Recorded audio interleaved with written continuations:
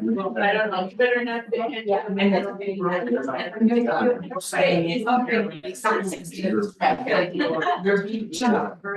Oh, I see.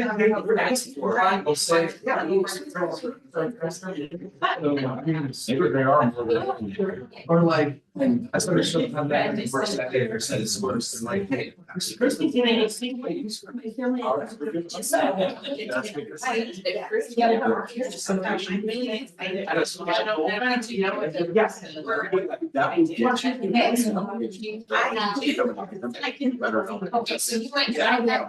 some for today, and then we'll just kind of break this back, and we'll get copies of things that we don't. I think all of us got this one, and then I have haven't changed her stuff a little bit. Access to that, of course. There's lines paper and printer paper. Katie, I'm looking, is this your email address? Yes. Okay. Tell you what, let's see. I'm sending you the Zoom link so you can pop in now. Okay. And then we will make sure we're set to go in a few minutes.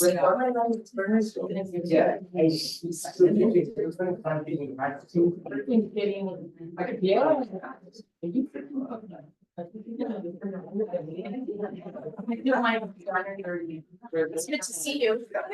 Stacy, I like your hair. It's cute. You're welcome.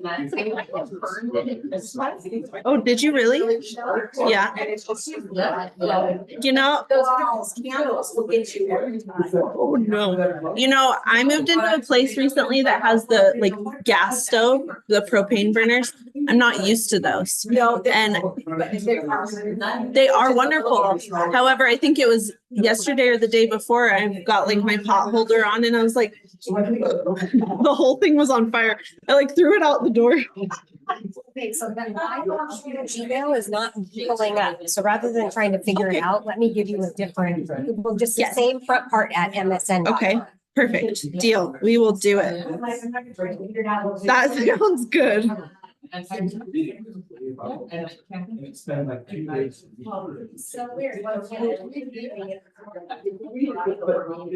I'm saying is, we read those things for you, more as cheapness. It's basically today. It's like, but if you use, how do you use AI, to figure out whether or not you see it, then you're using those 2 days. I know it's out.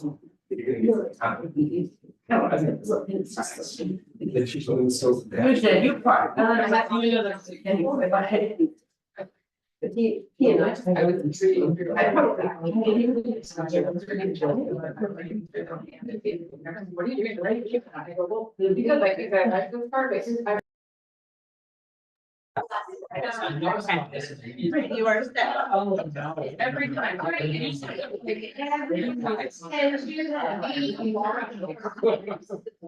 Couple of things first off, we're gonna make a few copies for those of you who either don't have a binder or left yours in your classroom, which totally understand that happens. And so how many people don't have their binders from this summer? And then Martha, so there's. So she had it. I have a digital version of the film. And that's okay too. This is. The Oh, okay.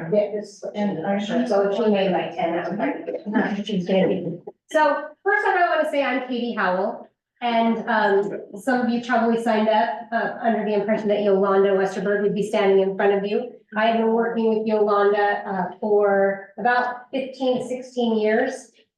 I first met her when I was placed in an English classroom after having taught social studies for many years. I didn't really understand when it came to writing that you just did an assignment. That's how I was taught, and I just wrote, and it just came easy to me when I was in the classroom. I didn't really understand how hard it was until I started to teach it. And then I started to teach it to different levels of students, and it was crazy. But when Yolanda came into my life, she made it a whole lot easier. And so I had the privilege of working with her. Working with her for about 5 or 6 years before I became an instructional coach. So I actually practiced in the classroom, which is a very good thing to do when it comes to all of these strategies. So today we're gonna be covering, compare writing, but we're gonna, start with where she left off in the summer and kind of do a little review of summary. But before we get started, for those of you who are coming in, and I think most of you signed in, that's great. And then if you don't have a notebook, you were not here this, summer, you should have a notebook up here with your name on it. The other thing I want to point out, and it'll be on the page coming up too, my slides. I put a little bit.ly link over on the board, and I do have a QR code coming up. So if you want access to any of the slides, in the slides, I do have links to some of the documents. And so, oh, thank you. So you, might want to copy that bit.ly down, or when the QR code comes up, you can take a picture of that. Good morning. We're not doing this in person here. So, if I could just have you, so since we're waiting kind of for people to come in a little bit too, and for copies to come, if we can just kind of go around the room, you could tell me your name, what you teach, and if you attended Yolanda's, singing training, that would be helpful. And so if you want to start for me. My name is Stacey Martin and I teach in Adel, Oregon, which is very small. And I teach K-8. And, yes, I was here in the summer and I use Yolanda's practices and it's really greatly made an impact on my school. My name is Kim Worley. I teach out at Westerberg and I teach fifth, sixth, seventh, and eighth writing and reading. And yes, I've been doing a lot of this stuff. Okay, perfect. Jake DeLong, I teach at Bell High School. I teach health and weights, and I've not been to the training. Okay, David Shadder, teach 12th grade English at Bell High School. I wasn't at like the Yolanda training, but it was here in the summer. Okay. I've been to several of hers. She came to our school. perfect. My name is Whitney Smith. I teach chemistry and physical science at Yale High School. I did attend in the summer and it was one of the ones that made me most excited to go back and implement. So I'm here again. Thanks. Dan Fritz, I teach world history and senior seminar at Middle High School, and I was not there during the summer. I've been in Scotland. Oh, I'm so sorry. I'm sure you could summarize that trip for us. Yeah. Vale Elementary, sixth grade, sorry. Cassie Young, Vale Elementary, and I've taught fourth, fifth, and sixth, this year I'm sixth, using Yolanda's learning all that time. Okay. And when I was there. Okay, perfect. Dorothy Dennison, I'm currently serving as an instructional coach at Ontario High School. And I have not been to any of her trainings. Did you get a notebook? I signed up yesterday, so I wasn't sure if I have one in there, so. I don't think there is, but honestly, I'm wondering who this is not coming. You know? Okay, we never know. We'll get to this and then we'll get back to that. So you went right? Andy Davis, Minnesota Middle School, seventh grade. I've been to a lot of your trainings, but I did not go to one, so. Okay. Marta Lasso, I am basically the ELD teacher at the high school and middle school for the beginners. And at the high school at the level 3 jump course. I also teach Spanish and I do their credit recovery. And I've been to Yolanda's trainings all across for a few years. Chris Carlton, we culinary arts and a little bit of science. I've never been to that meeting, but I've heard of it. And Nicolas, I teach sixth grade language arts at the middle school, and I've been here since the get-go. Okay, nice. Craig Fournier, I teach biology and environmental science at Nissa High School, and it's my first one. Roger Hunter, I teach eighth grade math in this middle school. I didn't go to training in the summer, and Google is now phoning my classroom to give me my login password. Donovan Held, I teach at Nissa School District as the fire teacher, and this is my second workshop for Yolanda. Hi, hello. How are you? Good, how are you? Good. Did you attend Yolanda's training this summer or something? I did not, but I attended previous. Okay, so you may have a notebook out here. Oh. And then the sign-in is also over here. Oh, okay. Is there, who needs, no, we'll get to this later.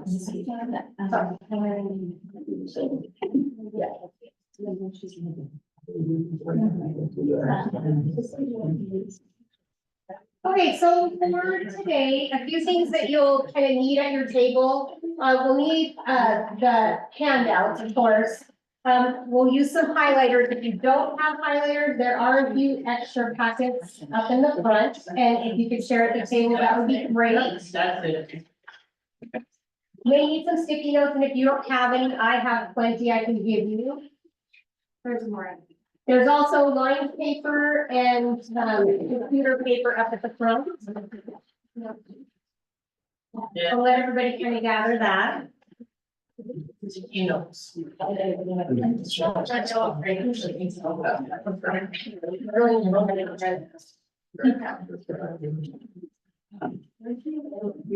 I don't know. Next day, or just there. I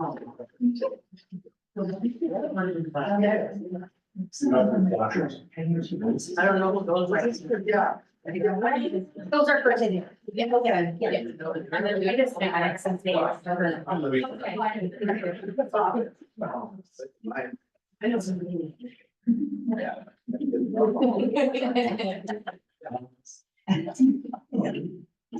You're here. All right, so also what I'd love you to do is to identify a reflection partner or partners for today.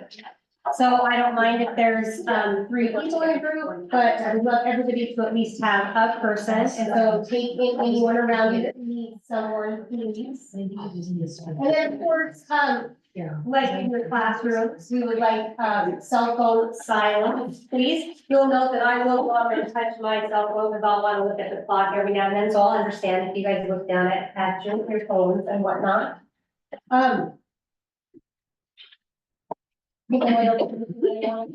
way, but what I would like to do is, kind of be thoughtful about summary writing. That is where Yolanda left off this summer. I know some of you did not take that session, but hopefully you're summarizing in some way in your classrooms. And so what I would love you to do on a scrap piece of paper or a sticky note, so on anything you can find, and I'll hand out some sticky notes as you guys are doing that. Think about what your students need to know in order to summarize.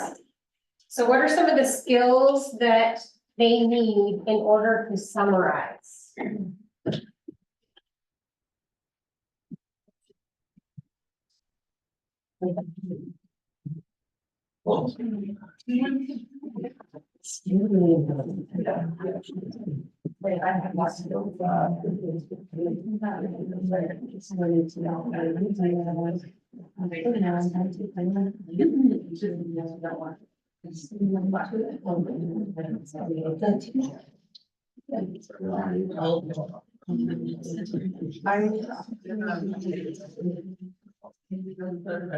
So one thing I like about a disciplinary approach is that we can look at it through the eyes of all content. And so what skills are needed in your classroom in order to summarize? Or we could also think about what activities you do that might include summary. Or you can think about how you might want to use it in the future. Why is it important?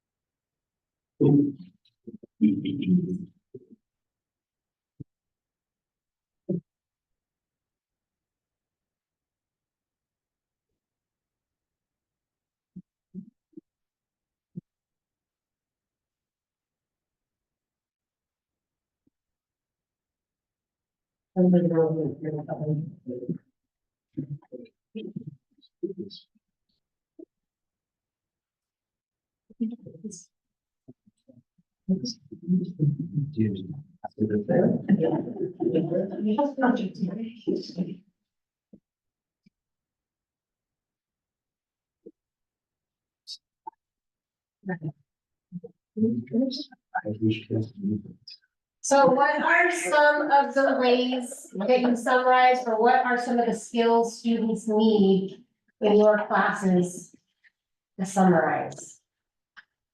You need to know the main ideas Main ideas, okay, and the key details. key details, Be able to tell the difference between a minor detail and a main idea. so significant and supported, yes, that's a big deal. Hard for kids sometimes. Difference between retelling and summary. Very good. Bookending needs to beginning and the summary. Okay, so parts. Yeah. Yep. Well, we just put reading comprehension also. Okay, all true, and we'll get back to this topic in just a minute. So today, once again, if you came in, and hadn't heard, my name is Katie Howell. I've been with Yolanda for about 15 or 16 years. I started with her in the classroom. She really changed the way, I approached, reading and writing as a teacher, and then as an instructional coach, and then as a consultant. The link to the slides that I'm using today is this bit.ly compare PD, and then there's also a QR code. If you guys want to scan that. Whoops.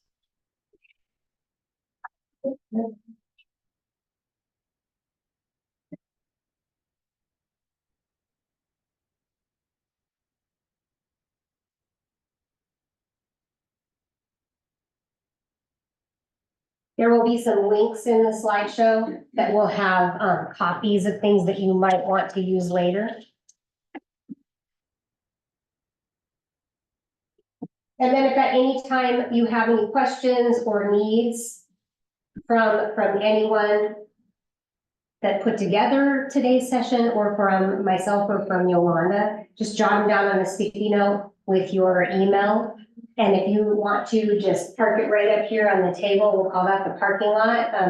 Questions, comments, concerns, or needs. Like if you see something that you want, just like list it on a sticky note and put it down and we'll get it to you. So today we're going to talk a little bit more about the bell ringer and do a review of the summary, PD from Yolanda. And then we're going to move into short constructed response compare. We will fit in a break, but if you need anything while we're working, just feel free to get up. If you need to stretch, get up. If you need to use the restroom, I think the restroom is just right in here. If you need to go stand by the door, sometimes that you need like just a little breath of fresh air, go ahead and do that. And then of course, we'll end with an exit strategy and then give some feedback. So here is a chart of the summary skills needed. And I think a lot of these things were mentioned. So main or central idea and theme. And I know one thing Yolanda said that she didn't 100% cover when she was here for summary. She didn't really talk about it in the literary world because it's not quite the same. Oh, I'm sorry. No, you're fine. You're very fine. Evidence, they need to be able to identify the elaborations, those significant and supporting details. Prior knowledge is also very important to kids, them tapping into what they already know, maybe from the year before or years prior, or from even outside of school. Of course, vocabulary and really understanding the words and being able to tear them apart. I know there's some different vocabulary strategies that Yolanda has taught. I heard someone talk about phrase charts this morning, so that was really great. Chunking text and repeated reads, how important it is for kids to reread. Also to be able to take the information and chunk it into smaller pieces and evaluate. But annotating text, inferring, reading between the lines, note taking, setting up purpose for reading, which is usually what we do as teachers for them. Paraphrasing, the difference between paraphrasing and summarizing. The definition, what is it really? We need to talk to them a lot about plagiarism, especially when it comes to summarizing and trying to get it all in there. Of course, sentence combining, executive function skills, thinking charts, organizing, their writing, the structures. Okay, so we're gonna go into a little review, which will be that for those of you who were here with Yolanda, and then for those of you who weren't, it might be some new information, it might be tapping into some things that you already know of. I will go through her notes, she did give those to me, so we can do that, but then what I'll do is I'll just kind of run through a couple of things beforehand. Highlighters, if you have ever been trained in Step Up to Writing, or you've worked a little bit with Yolanda, you'll know that she uses that color coding system of green, yellow, and red, or pink. We use pink because it's more accessible. They do make red highlighters. I was so excited when I first started and I bought a whole lot of red highlighters, and that was a hot mess in my classroom because red, you really can't see through a whole lot. So don't be excited when you see those red ones out there. They don't work so well. But anyway, the color coding is a really big deal. I tried to stay away from using these colors for anything else. I was lucky enough when Yolanda first started, my team jumped on board and everybody did the same thing. I was on a core team in a middle school and we did it, and eventually we got the whole school going. And so nobody used these colors for anything other than their intended purpose, which we'll go over more a little bit later. If we were doing general note taking in our building, we used orange. So we all agreed on some different colors for things. We used purple for anything in that literary realm. And so that kind of was untouched as well. And then blue, we always used for higher level thinking. So we just assigned other colors to those things, but these were sacred, and we tried not to use sticky notes that were these colors for anything but these colors. So it's kind of goes into that collective teacher efficacy and getting those around you to do the same thing so it's not confusing for kids. So that's a really great strategy.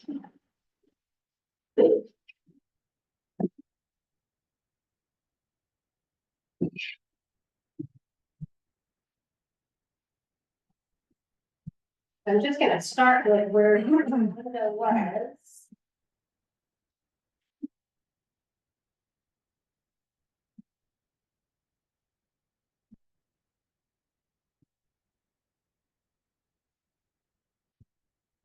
Okay, tell me if you just kind of. Yep, it's working. It's working. I got rid of the video on my screen, so I hope that's okay. You know, to do it. Crazy. All right, so Yolanda did a whole lot on this page. First off, she was giving an example of an informal outline, which was really great, but she was going through the phases of instruction. And so she definitely talked a little bit about the color coding, the go, slow, stop. And then, of course, the green is also for titles and topics, topic sentences, also for conclusions. The dry conclusion, why is this important? We also, I did a lot of knowledge cards in my class. I did a lot of, do you totally understand it? Could you teach it to someone else? We would hold up different color sticky notes. We would have sticks at the table that were green. I'm okay with it. I sort of get it. I'm not sure I could teach it to someone else. Or whoa, slow down. I don't get it at all. I need some help. A lot of people will put cups at the table, those 3 colored cups.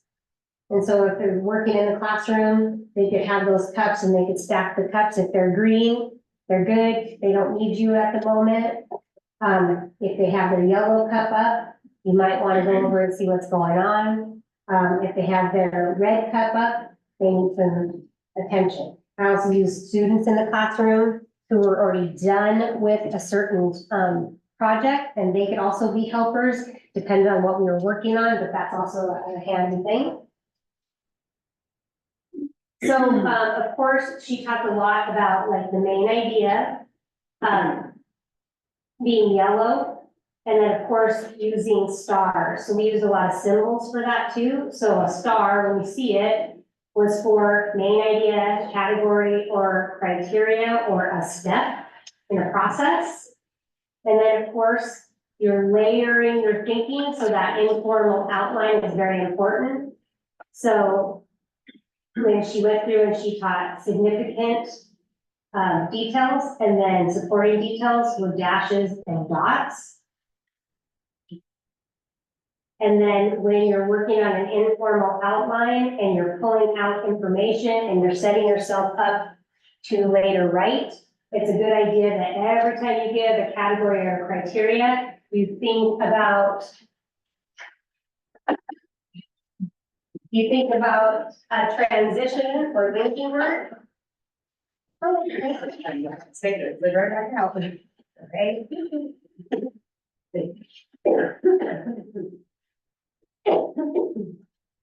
So during phase 1 of instruction, of course, you're teaching a strategy. So the topic should be new information. So if you're summarizing something, you could have kids start with summarize your morning, summarize today's class, yesterday's class, things that they know that's readily accessible in their brain, something more simplistic. So if you're working on something in math, and you know that it's a new concept for them, it could be something that's closely related to that. So you try to think as a teacher, what can I have them do that's meaningful to my subject? Not necessarily using, if you're in math class, what did I do this morning? That might be just totally, way out there compared to what the topic is. And so if you want to keep it on topic, make it a concept that they 100% know, so that they are the experts. And then in phase 2 of summarizing, you're going to practice a strategy. So you're going to make sure that they are reading text that's high interest and it has a low reading level. Katie, what would you tell it if they were gonna summarize their morning? But you don't want them to tell it. Like what Kim was saying, Well, I guess I would start with a brainstorm, tell me all the things that you did this morning. And then we would walk through that. And then let's get that in just a minute. Let's come back to the Okay. morning. And don't let me forget to come back to the morning. I will. Okay. So then in phase 3, own a strategy and use grade level text. So I'll go back to this too. And so you want to get to the kids to the point where they're at least 80% successful in all of the different areas when you're teaching a strategy, when you're practicing a strategy, and then when you're owning the strategy and you're using grade level text. You want them to be very successful in all those different layers before they get to the stuff that you know they're going to see on your assessments and then on the state assessments. So that is a very important process to go through and make sure you're grading that along the way. You're not just waiting for that final project. So you're not just waiting for the final summary of their morning or how to solve a problem or whatever you're having them do, steps in some kind of activity in PE or maybe a recipe in some when they're cooking, etc. So, and then the big deal is in a summary, for here, the phases of instruction, she does have draw a conclusion, why is this important? And then hopefully you all know that a summary, there's no, like when they give a written summary, there's no conclusion. If the article or whatever they're summarizing has a summary statement or a conclusion type statement, it may sound like they're ending with that, but there is no true green or conclusion statement because you are not having any kind of opinion when you're summarizing. You are summarizing someone else's thoughts. questions, comments, or concerns on that?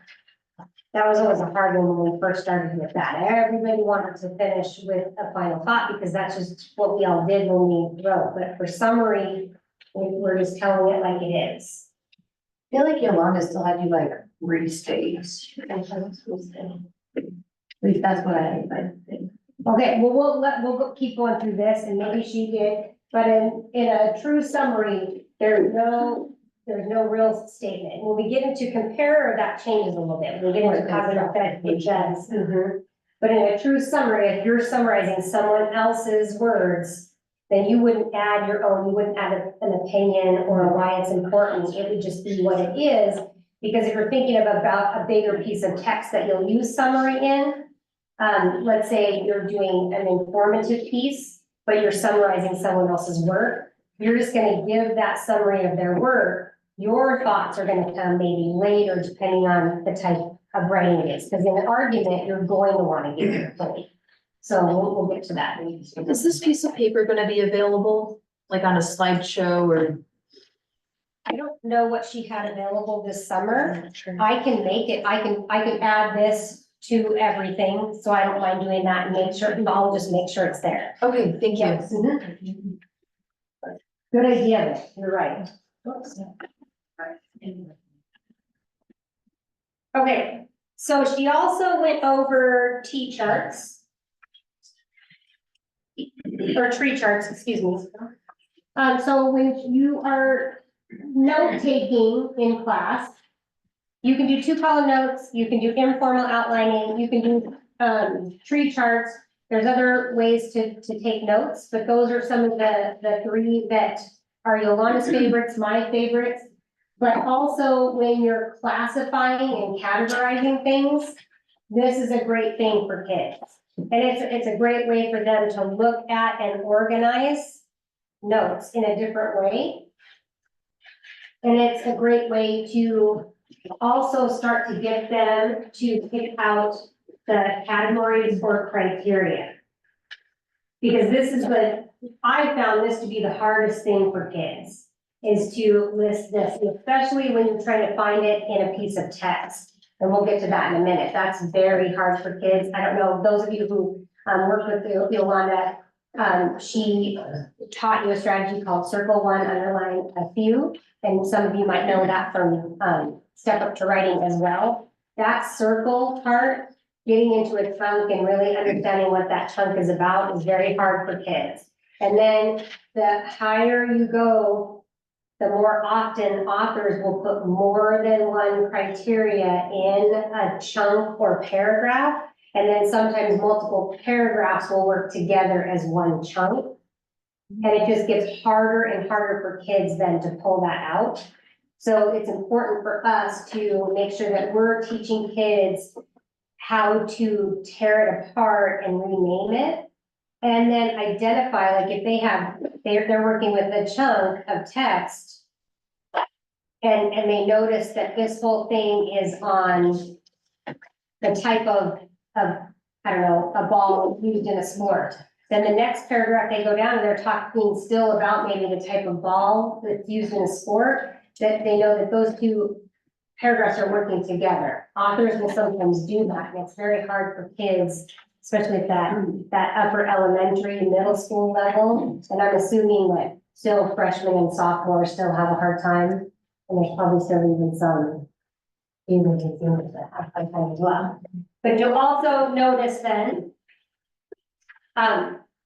that there's some sticky notes right here. So if you weren't here this summer, Yolanda taught how to do a closed sort and an open sort.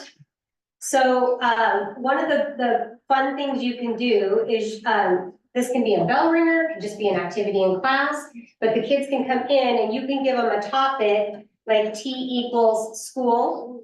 And then you can put different classes down, you can do different seasons, and you could talk about the different activities that are done throughout the school year. But this is a great way to talk about and organize, like, what did you do in the morning? So you could say T equals my morning. And then they could just brainstorm on a different sheet of paper or on a sticky note. These are all the things that I did this morning. And then you could start to then name them and categorize them with the kids.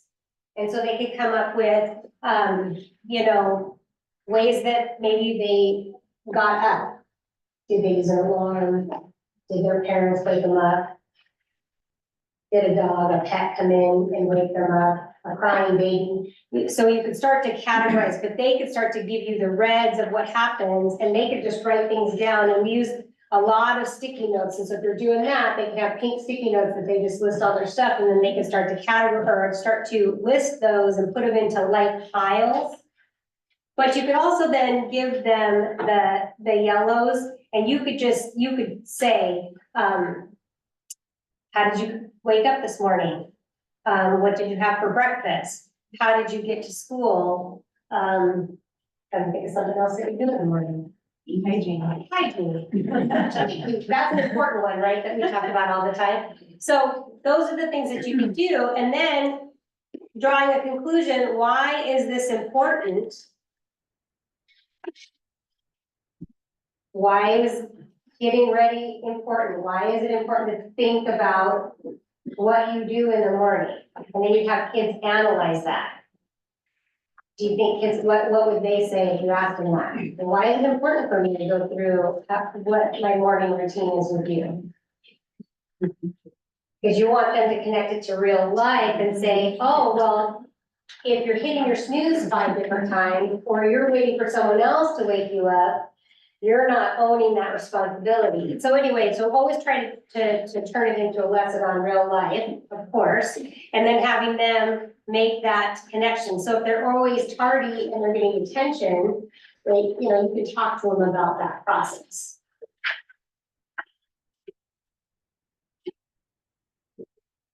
So here is from this summer, 2-column notes. And this, my favorite sport, is an article that she used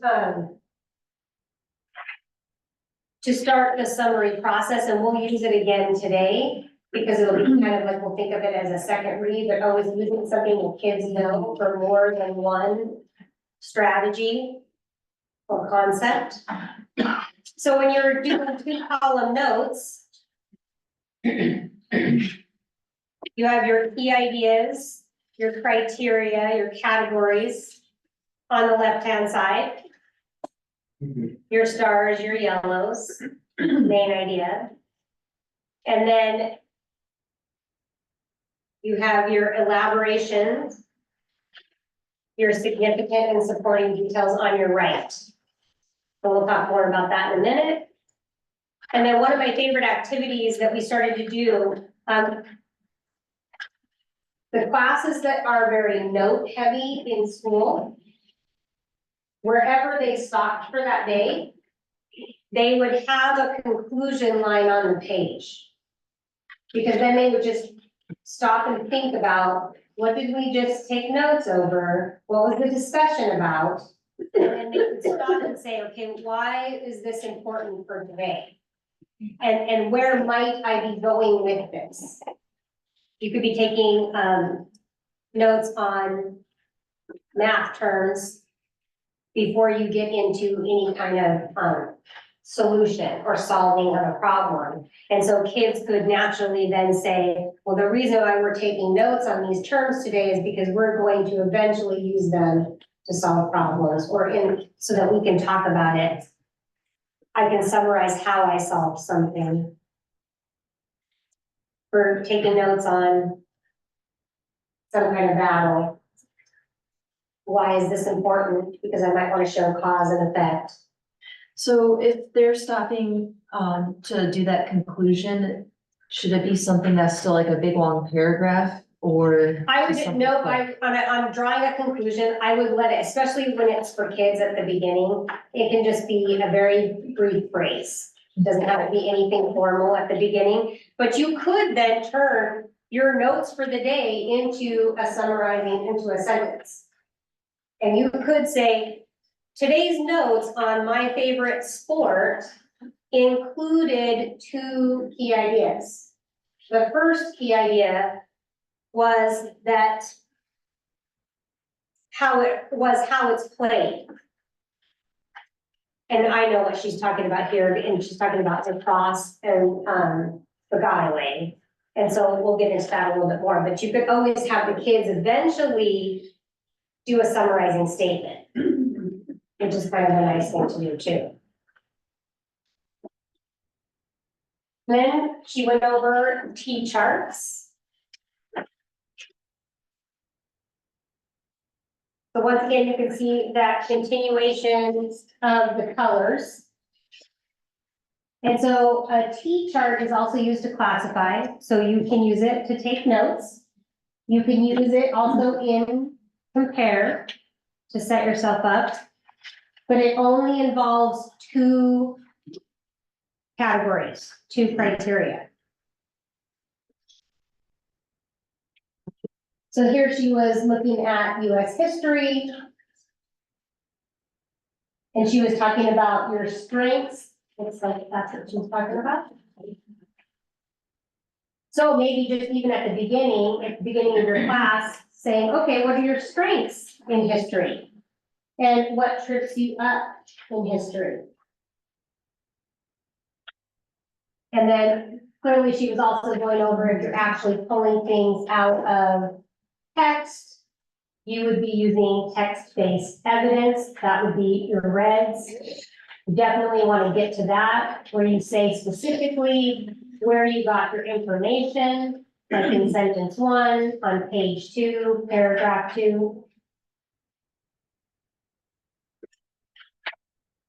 And then once again, something like, if you're telling me your strengths and what trips you up in US history, why would that be important? And at that point, then you're really going to think about that metacognition, that process for kids and in their brains, why it's important for them to analyze, well, why do I need to know what I'm good at and what I'm not good at in whatever discipline you're teaching? Well, because they need to know where their deficit is and what trips them up so that they can get help. Would that be included in the conclusion or in the red? I would put I mean, some of it could be up there, but down here, why would it be important? I guess that's where I would want a kid to be able to say, the reason I need to know about my strengths and weaknesses are so that I can be successful in the class. So I know when I need help and when I don't need help. When do I need to come to you, the expert, after school, during lunch, ask questions in class?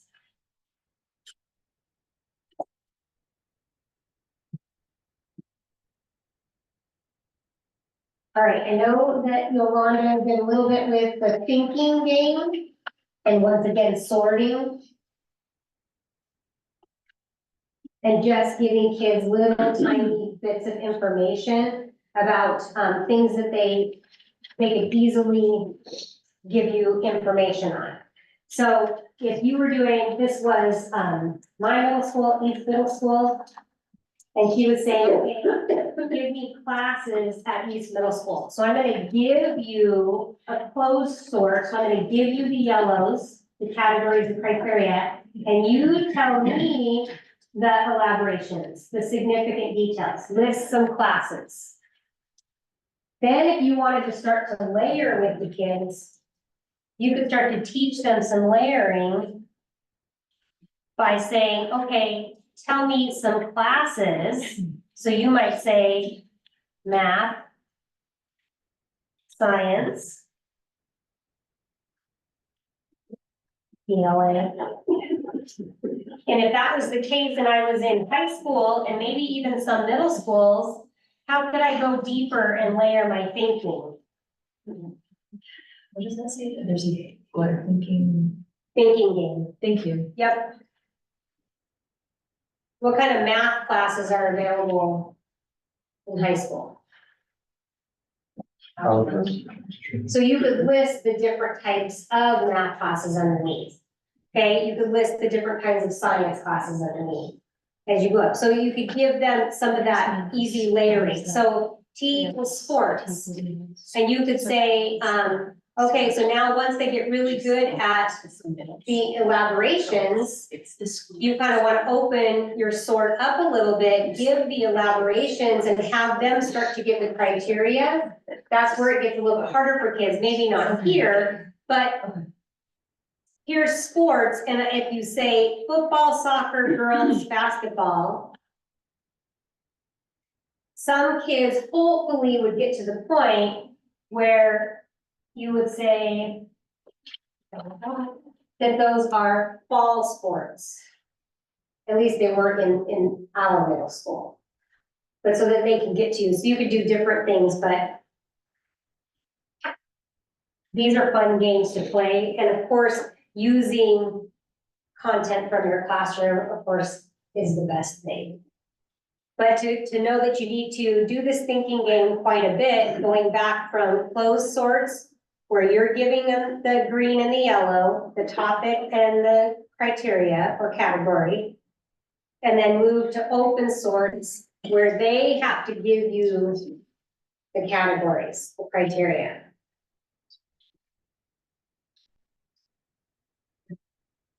And I would do this over and over again until kids are feeling pretty successful about it.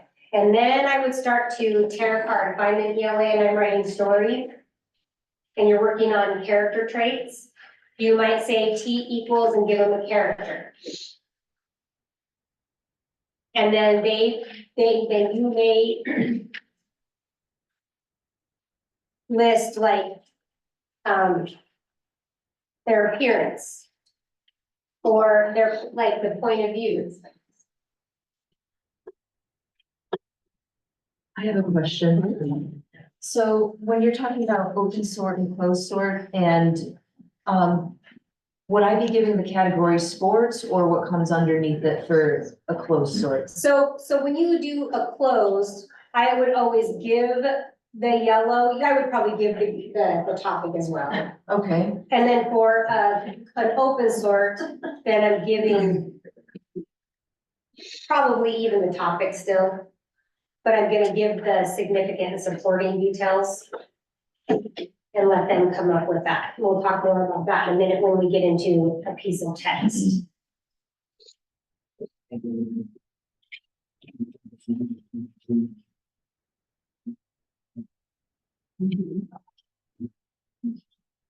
All right, so here is the article that Yolanda used, and so here's what I would love to do.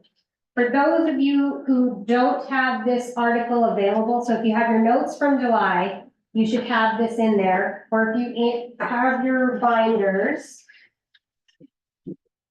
in the summary section. Find it. Did you have it, is it? I may have just been a handout. Or I leave it. Still, it might not be there. I have a question. Would layering also be pink? With what? So, Yep, the layering, yep, This is everything all- significant and supporting details are all pink. got it. Or red, yep. It's that kind of meaty middle, giving that background, that text-based evidence. Okay, so for anybody who doesn't have my favorite sport, we're gonna use most of the stuff that's in this little packet right here is gonna come later when we're working on the compare, but I would love it if you had this article in front of you, so. Is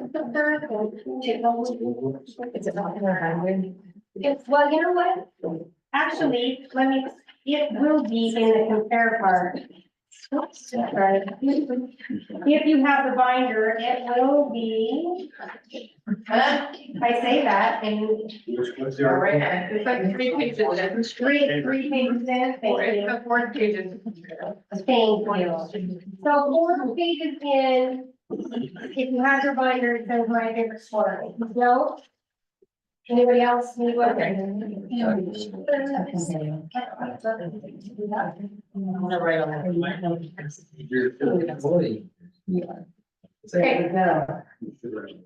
Because if you were not here this summer, then you'll want to look at this strategy, one of my favorite strategies. Circle one, underline a few. So circle one has to do with the main idea, the category, the criteria, the key idea. And then underline a few has to do with the significant and supporting details. So the process would be to go through writing, and I know that that's kind of hard to see. But I'll make sure a copy of this gets in the notes as well, so that you have all of this stuff. But the process would be, before you do any color coding, would be to chunk it out for kids. Yolanda already has this one chunked out, and then remember, mostly when we talk about chunking, it's gonna be the paragraphs. And we usually use letters A, B, C, D, and E, because you're gonna use numbers inside your paragraphs when you're layering and pulling out your elaborations. But we always chunk, we always look for, is there an introduction, and box that out? Is there a conclusion? And there is not in this piece of text. This is actually a speech written by a student. It's missing that conclusion. Which is also really good for kids to analyze text that's missing pieces. And have them add the pieces back, and you walk through that process. So throughout your teaching of even just a paragraph, you could leave out the topic sentence. You could leave out the conclusion sentence. You could leave out one of the key idea sentences in the middle. And you could ask kids what's missing, leave blank so that they know, and then go back to like an article and try to find it after you've done this process. And we'll talk more about that a little bit later or in the next session as well. So when you go back through, and what you'll want to have you guys do this summer is you read through this first paragraph, and I'll just go ahead and I'll do that. Lacrosse is played by two teams on a large field. The object of the game is to throw a rubber ball into the opposing team's goal.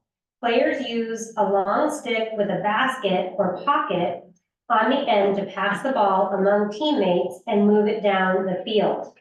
Now, before you did any kind of color coding, underlining, or anything, I would always have the kids do some kind of annotation first. So I would have them sketch out some thoughts. I would have them use a different color highlighter to highlight any words that might trip them up. So I noticed that Yolanda highlighted lacrosse in orange. Lacrosse might not be a term that is used generally in all of our school districts, might not be played, so it might be new to kids. You might have to define that for them, let them out. So I would have them go through first and text code. Put question marks, ask questions. So always do that first, but then when you go through and you do a second read, and you say, okay, so if we reread this article again, and we say to ourselves, what is this whole chunk about? It's about how it's played. And then what you want to do for kids is you want to set them up so that if they're using this for writing later, that they're not plagiarizing. And so you try to rename it over on the side. And this was always kind of a fun thing for my kids, especially the higher level kids, because they liked to pick something totally different than I would ever pick and then argue. But a lot of times they were right. And so it was like a really great discussion. But here, I think she just sticked with played because she couldn't come up with maybe anything else there. But in compete, yeah. But this is where it's fun for then kids to say, oh no, I know something different for that. But in chunk C here, okay, so she has, well, here it is. Lacrosse comes from a rugged game that was played in Canada hundreds of years ago. The Algonquin, Huron, and Iroquois nations called the game the Gadaway. The Native Americans used a playing stick similar to today's lacrosse stick, but instead of a rubber ball, they used a ball made of hair covered with deer skin. So of course she highlighted the Gadaway, which if this was me and this was the first time they were seeing this article, I would read it cold read with them. And we would do a lot of highlighting and whatnot, but it would be really important, and I'll show you later today. And we may not get to a video or whatnot, but I would show some pictures. I would play a video. Not a lot of my kids in Montana they kind of know what lacrosse is, but it wasn't played. And so when I use this article, we did a lot of background knowledge at this point, because kids just have no clue. But then they started to get interested, and then they started to go to their Native American clubs, and they started to ask questions about some of the games. Then they could start building some more connections that way as well. So once she went through that section and she said, okay, this whole thing is really about where it comes from and why they use things. And so she said, it's the origin story of.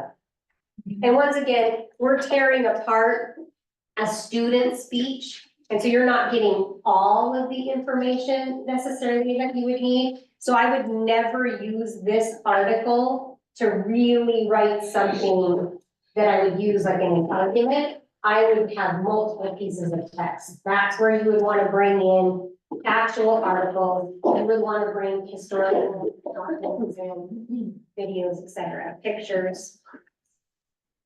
But this was just a quick reminder of circle one, underline a few.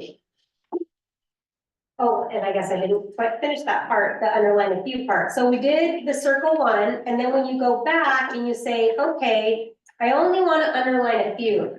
This is where I remember going through in my high school books or my college textbooks, and I didn't quite really know what to highlight and what not to highlight. And so I did a lot of copying out of my textbook, small little pieces for kids. So you can do a lot of different things. You can put pieces of, transparency paper over your textbooks, and you can use a lot of like vis-a-vis and whatnot and color coding in your text. But I just did a lot of little tiny pieces of text where I would just give them something tiny like this. They like different sizes. They like to change the symbols so that they get excited about what's happening. So their bell ringer, there was always a spot where they would come in and they would pick up the sheet. It might be a different colored piece of paper. It might be a snippet out off of a web page. So we would just do different things, but you're going to want to practice this a lot with them and get them to the point where on their own, they will at least attempt it and try it. And then the higher they go, they're going to be a little bit more successful. But I also thought it was really important for those note-heavy classes to show how they got the notes they got from the textbook, or where the notes were coming from out of a different source or whatnot, not just to give the notes. And I know that we have to give them so much because it's about time, but if you can just kind of feed them a little bit about where you're getting that from. How did you get the notes that you're giving them so that in the future, when they don't have anyone giving it to them, they'll feel more successful. So that whole circle one, underline a few, this goes on throughout the entire year. It's something that I started to teach right away at the very beginning. And we're gonna come back to my favorite sport in a few minutes. Now, for those of you who were here in the summer, I don't know if you remember this part. If she got to this part, I know she told me that she didn't get to actually writing the paragraph. So I went ahead and filled out some notes on what I would do if I was writing a summary statement. And so we'll go back to that morning routine in just a minute too, which would be really simplistic, and I would definitely be filling out something like this. With kids on something that they know first. But I did the top part of this a lot. And I would do it with short video clips. I would do it with notes in class. What is this called? This is the 4-step summary. One step summary. And this should be in. Can you zoom in on that, please? In what? Can you zoom in on that? Yes. Thank you. Let me try to do that before. This is a new product. Might be a natural cat. Thank you. I just bought myself this new little tiny document there, so I just got it yesterday. Sorry about that, I should have done that earlier. Okay, so the 4-step summary.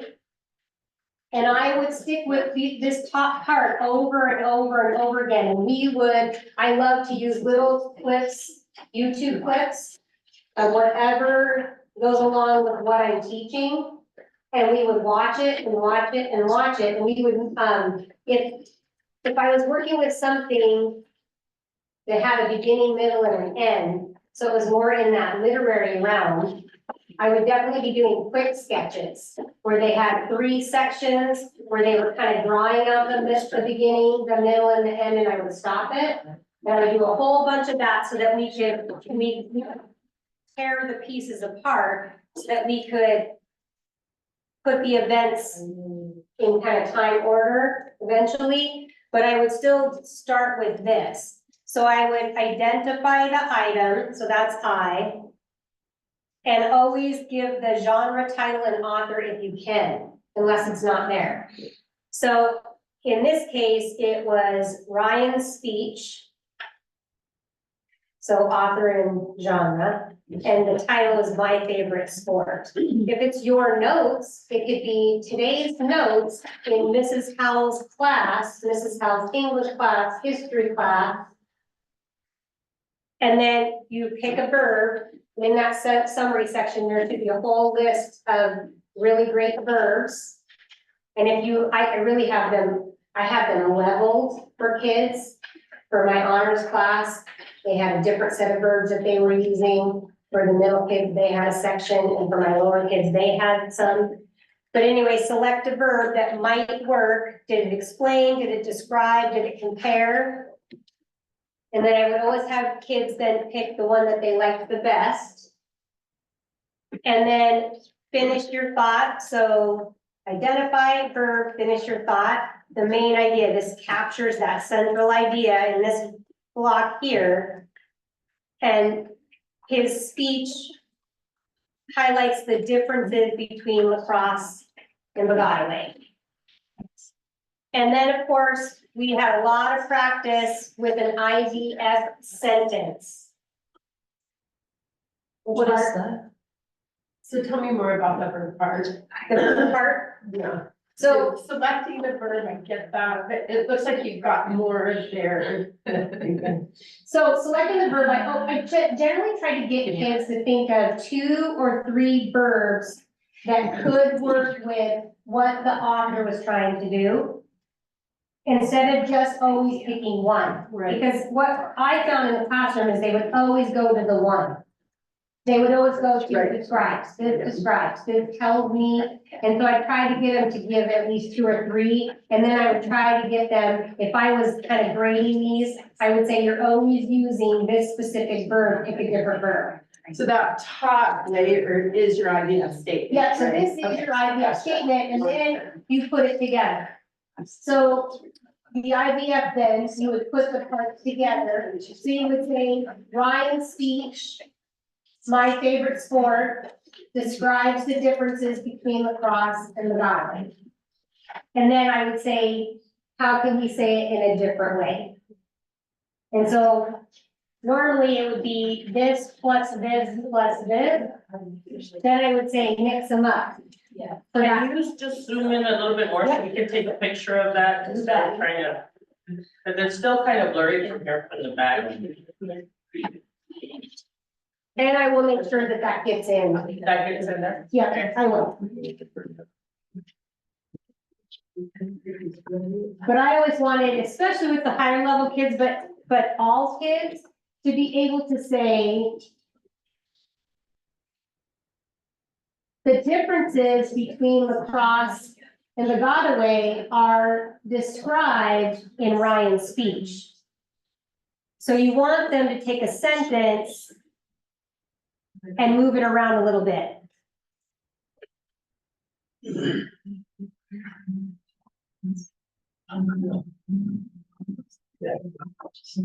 you explain that again, taking a sentence and moving it around a little bit? So if you always, And Ryan's speech, lacrosse and Godaway were described. were described, right? So basically, you don't want them to always use the same format in a sentence. It's trying to get that variety down, the sentence variety. It's your multiple game plan. Yeah, Plan A, B, and C at the top, brainstorming, brain dump it, and then you're gonna pick and choose what sounds great, say it out loud, think about it, and then when you choose one, and you're gonna write it underneath. and then if you have it in several different ways, it's kind of like having 3 verbs. Have a couple different choices so that yours isn't gonna sound exactly like maybe your neighbors or exactly like the last time you wrote. Okay. So we're mixing it up a little bit.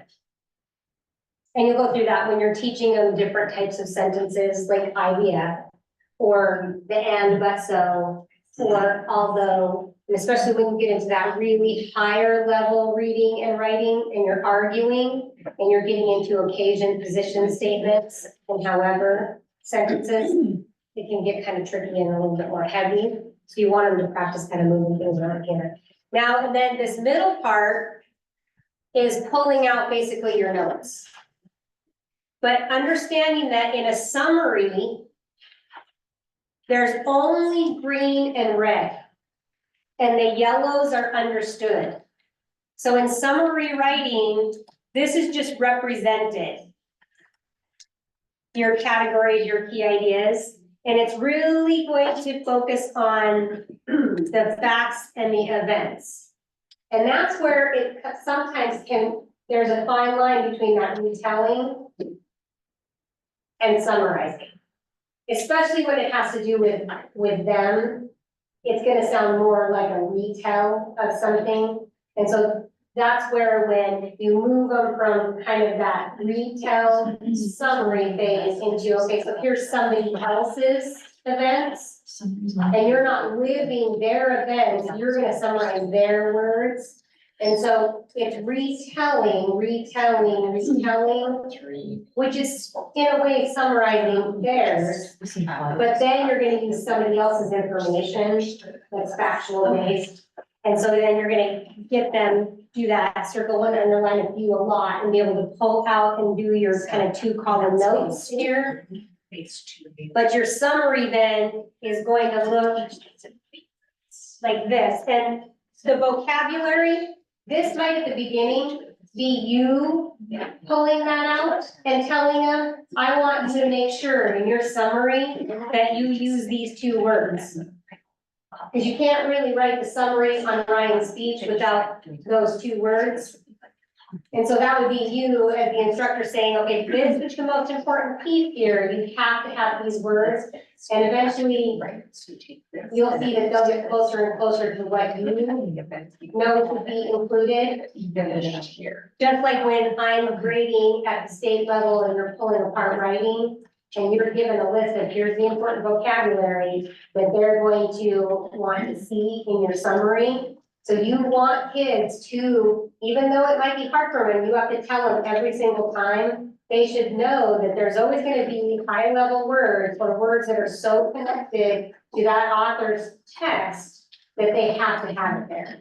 So you need to just kind of make sure you keep a list for them and tell them you want to see it. So the phase 3, when you're actually writing your paragraph out, you're putting the events in order of how they happened. They don't want to be mixed up. Okay, And then you have some green and then red in your summary statement.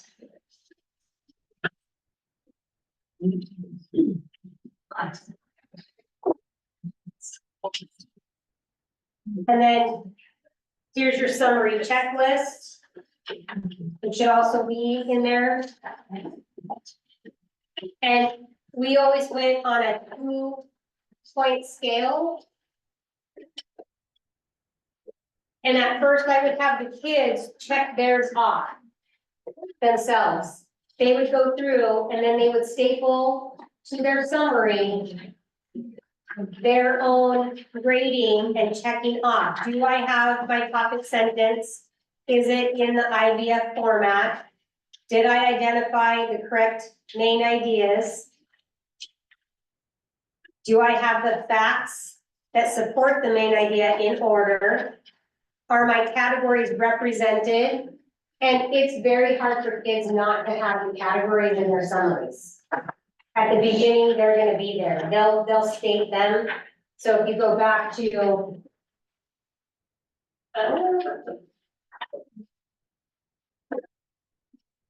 how they're played, the origins, they're gonna just state it, and that's okay. I didn't ever ding them on that, but we tried to move away from that and like maybe rename them so it was easier for them later.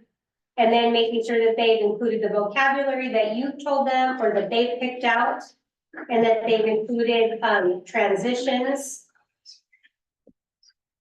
And then I believe that Yolanda may have ended with talking about getting like a baseline for kids and kind of having kids keep track of their own scores. And so this would be Yolanda's paper. And so if it's very important that we work on summary, compare, and cause and effect. We're gonna have kids keep track of, okay, maybe I got a 0 the first time I did it.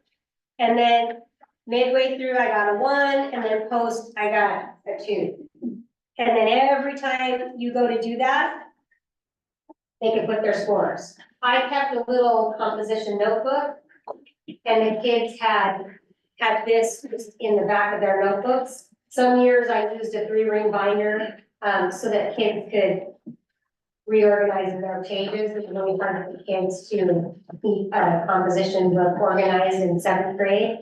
And I'm sure that happened at all grade levels, but we used it for like fine paper or with holes so that we could put it in order and keep it in different sections.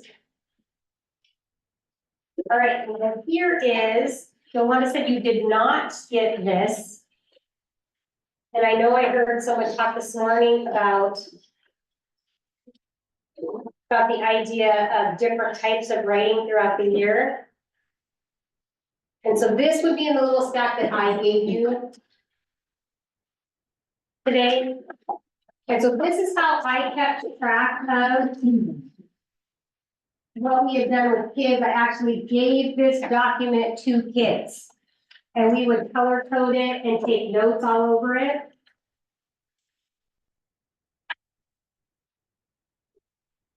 And so you guys went through a summary with Yolanda, noting that the topic sentence is green. You use an IVF for the outline, 4-step summary. I would highlight those in orange.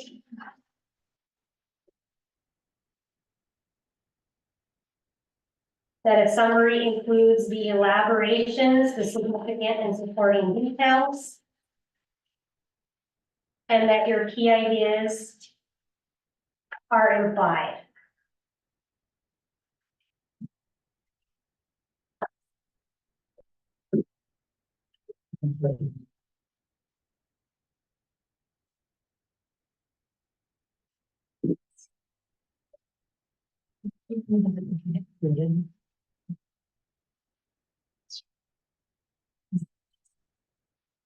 Is this in the binder as well? This is not in the binder. I added this.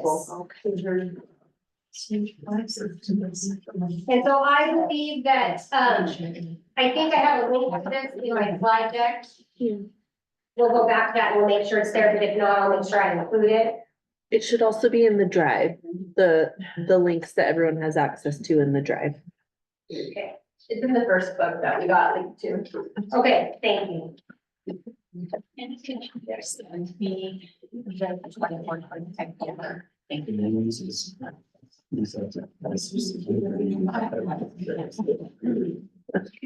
I don't know where it is anymore, but I'll find it. Here's another document that, we use as a department, but we also use as a checklist for kids. To track the paragraph writing. So along the same lines as what we just had. But where we thought of as a group, especially if you do work with a team of people in a grade level band, to talk about who's doing what when. And of course, kind of what's missing would be a foundational unit, where at the beginning of the year, you would teach color coding, annotating. The things that would kind of flow throughout all of the types of writing. But the idea that each would have a pre-test, teach, and post-test. Each would have a checklist, what types of sentences that you should be teaching during that unit. The type of annotating that you might do. The thinking charts, and then of course the paragraph structure. Good document to have for kids as well, and keep track of.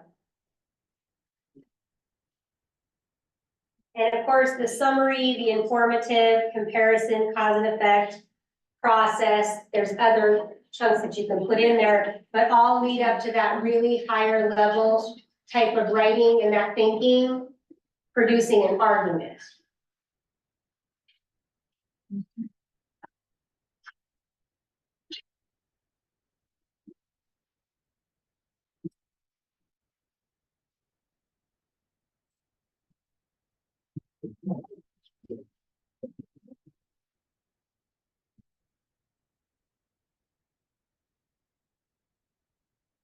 Okay, so the special paragraph that was linked in there, I threw in a slide that has really great questions for when you're talking about evaluating a summary. And of course, I think it's always a really good idea to give kids a lot of other people's summaries to analyze. And so they could sit as a group and they could have a page like this and they could be answering these questions. Does it convey the information accurately? Is it in order? Because remember, you're not changing anything up in a summary. It is what's there. Is it too narrow or too broad? Did you give way too much? Would someone else, using the summary, learn all they needed to know? Did I use my own words and style? And then, of course, the 4 best adjectives. Comprehensive, accurate, neutral, and independent.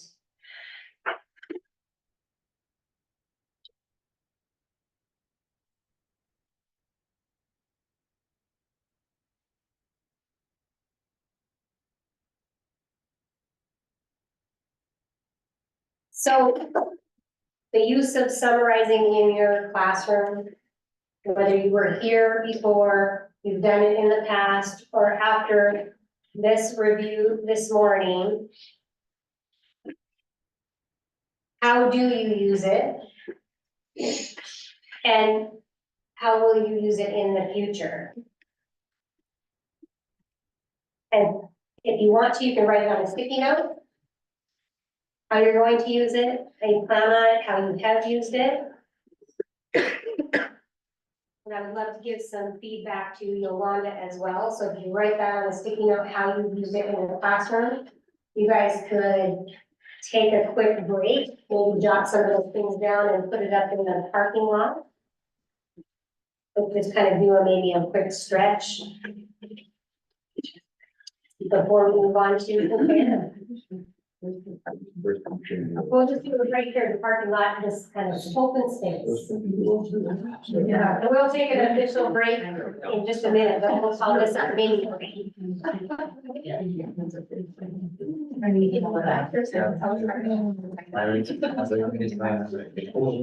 Yeah, I think right now it's just like, we should open it. I need to process this and then, it's just it's a lot of good information. Okay. We just haven't had the same, like, I just haven't, like, I'm definitely, yeah. Oh, well, that's good. I don't think that's. Anna just told me that for those of you who didn't get a notebook or one of these books, that you can come up and grab one of these, but we just need to make note of who's grabbing what and then who wasn't here that didn't get one. So if you need something, let's take that time to come up and get it too.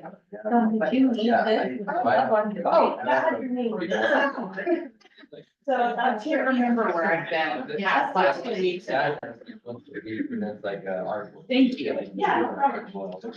And then I. Right, I think things start out, we have a lot of things on. Yes, well, that's what I was doing. So I grabbed the land, like, Yeah. you're right, so that's the first thing. And then I didn't have that.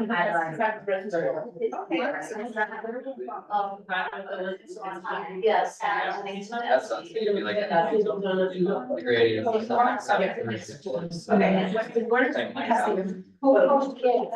Okay, so. And I really. We'll wipe that out.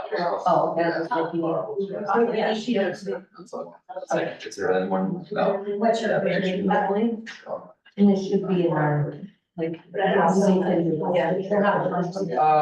Probably did. And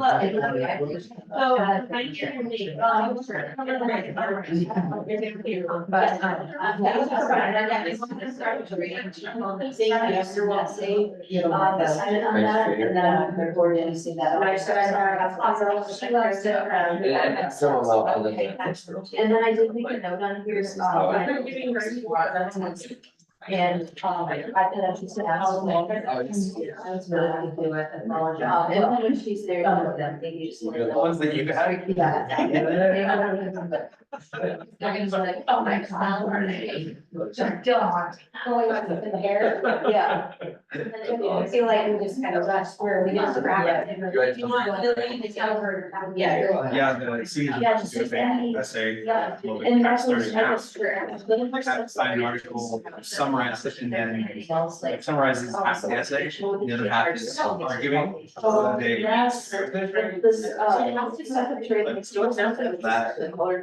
Process. And it's like, Okay. it's hard because you want to like keep them this earlier on. Thank you. Senior, it's easier. Yep, thank you. Some of them, probably ones you have. Better Necessarily know all these things, but it costs like the green, yellow, reds, and some of them are new to the school. I think it's. They don't understand.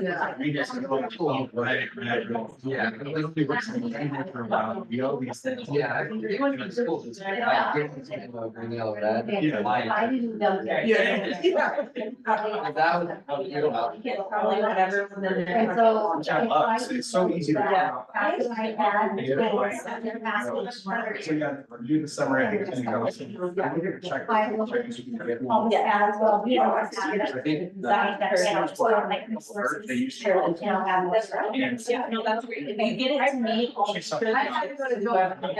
Yeah. Check out the list. And then everyone walks by. But I don't just want to have this like a red piece of paper somewhere, I want it on the wall. Yeah. Something like, huh, oh yeah, I'll just illustrate. I should say, well, I. I guess a series of poster maker class or something. I start cranking out, because I have like, I try to make poster of these, like, Oklahoma 17s, like a DOK poster and stuff. Yeah. And it's like, you gotta be there. Yeah, you gotta. Yeah.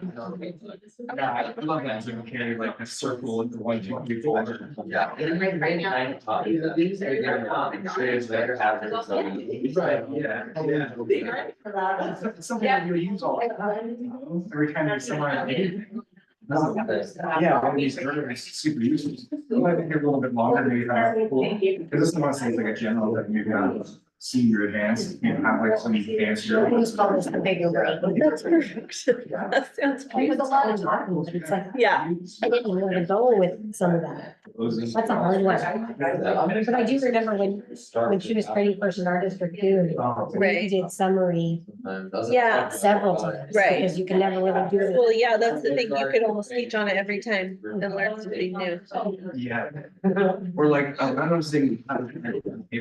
Do they do the sessions multiple times throughout the year? It's kind of wonderful. Yeah, so there's usually, it kicks off in July. Everyone gets a session in July. There's October, there's usually one in December or January. And then sometimes there's one in the spring as well. Okay. And then you kind of start over. So they're meeting probably 4 to 5 times a year. And everybody. So there's 3 that are in person for sure, July, October, April. Oh, that's right, April, the one in the Okay. spring. The July, October, April are all in person, and then the one in the winter, that's usually December, January, is virtual. Wow. Yeah. That's great. Yeah, it's great, and it's across 5 counties, so you always get a couple Yeah. that end up needing to join virtually, which is great. Well, but, yeah, I think yeah. that's wonderful. Yeah. Yeah. And I know it's not always the same, but at least you get bits and pieces and. Yes. Yeah. But I could see where I could see where he didn't get to writing Oh, the that's summary. where too, it's like- It's already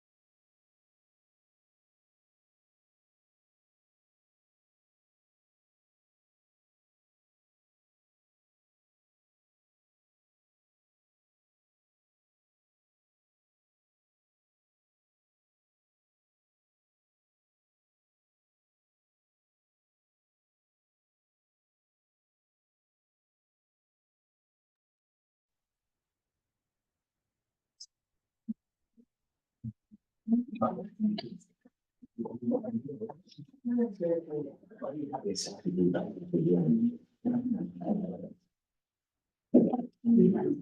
our learner objective for the compare part of today. I always like to do my learner objectives in an informal outline, and I always like to do them using the symbols and the color coding from Step Up and from Yolanda's training. And so I did an example for today. So our topic is short constructed response compare. Our skills and our skill and concepts would be to define, to classify, to read, to annotate, and to compare in reading and writing. And then our strategies, what am I using to guide or organize my thinking? A prayer for vocabulary, some silent reading, maybe some partner reading. We'll see what we get to. Some text coding, specifically in compare. We use S's and D's for similarities and differences. I've seen people use pluses and minuses. Just make sure that you're using the same symbols that other people in your department or school would be using. And then, of course, my favorite chart for compare is try chart, but I will at least show you a couple different examples. And then we will be using mentor text during the activity portion. My favorite sport, and then of course, I would also consider the slides and notes to be part of the activity or content. And so I always made my kids in class say why the learner objective was important. So I went ahead and did that for you today. When you reflect on similarities and differences, you gain a deeper understanding of the items you are comparing, their relationship to each other, and what is most important about them.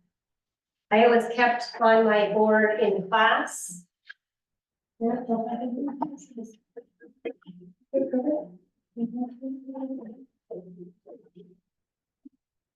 I always had symbols on my board, and I had a magnet board, and I would move them around because I would add more dashes and dots.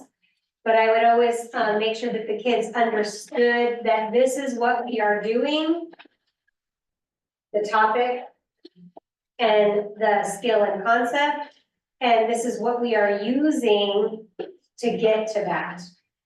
So this is the skill and the concept that I want them to understand, know, be able to do. And this is the strategy we're using, how we're organizing our thoughts, and the material for the day.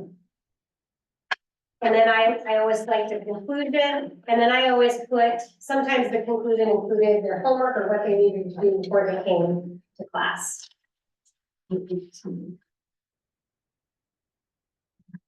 So once again, influences on student achievement. I'm sure you guys have been in lots of different presentations where people have talked about John Hattie. It's extensive work, his analysis.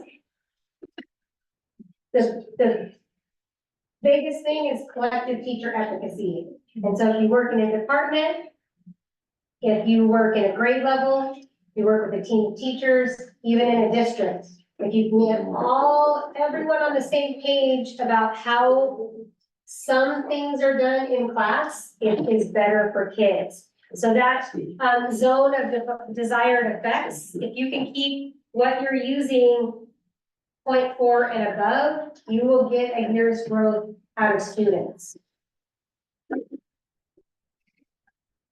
And so collectively, in just thinking about the different pieces of the professional development, from summary to compare to cause and effect, it's that collective teacher efficacy, the note-taking, prior ability, what kids know before they come to you, what do you need to feed them before they can get to what you're teaching them on grade level, the transfer of strategies from one class or discipline to another, and why it's so important in a larger district that if the science teachers want to all take one thinking chart and change it a little bit, that's great. If one person changes it a little bit, but somebody else doesn't, it makes it confusing for kids. And so it's important that if you're using the 4-step summary in one way in an ELA class, and if somebody tweaks it, you need to make sure that the kids understand why it was tweaked and why it fits better in that discipline that way, but that they're both correct, because somebody will say, well, Mrs. Howell doesn't use it that way. So that's pretty important, that transfer. And then, of course, once again, concept mapping, all of the thinking charts, which also goes into the elaborations and organizations and note-taking. And then that metacognition, really making sure that kids understand what they know and don't know.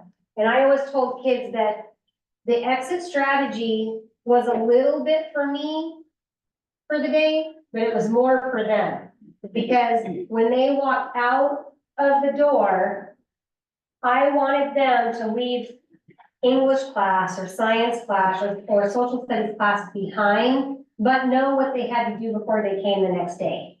So let's unpack and let's say, did I get it today? Did I not get it today? And if I didn't get it today, what do I need to know? Or what do I need to do to help me be more successful tomorrow? Because I don't want to take that frustration with me to my next class. I want to leave it in this class, but have that framework. So as I'm leaving, I always told them, have that framework for I can leave it here, or no, I need to come after school to your class, or I need to come meet with you at lunch, or I need to practice this more at home. So that was like a really big deal. That metacognition, they need to own it. It's really for them. So I'm gonna do a scan. So once again, this is just more kind of why comparing is important. But I think as we get into this messy political season that we're in, comparing, and you'll see, we're going to talk about the use of comparing and contrasting in a minute, but comparing to make informed decisions, to evaluate, to understand complex situations in everyday life is really important. It's very important in the world of school. It's very important in the world of whatever job they get someday, but they need to make informed decisions about their lives. All right, so we're going to complete a prayer, and I'm going to give you most of what you need on this, and I'm not going to have you come up with everything on your own, but I am going to have you create your prayer. So you need a blank piece of paper. There's some in the middle table if you don't have one. So I did this a lot at the beginning where I would have the kids create their own. And so you are going to hold your paper. So you get it down with it.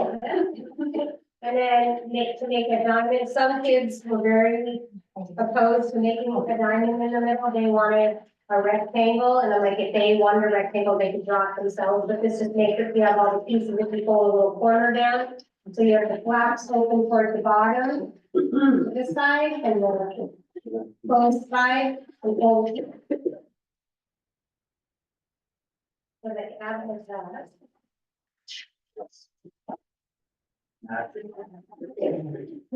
Why did I do my up here?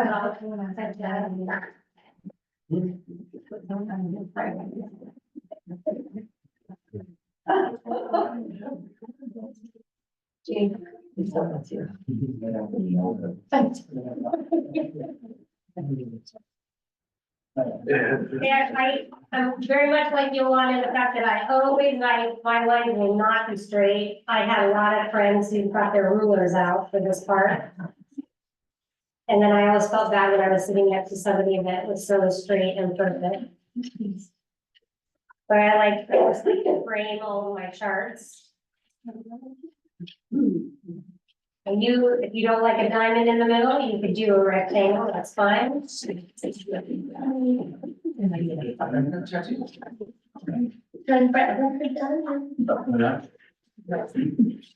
kind of what yours could look like.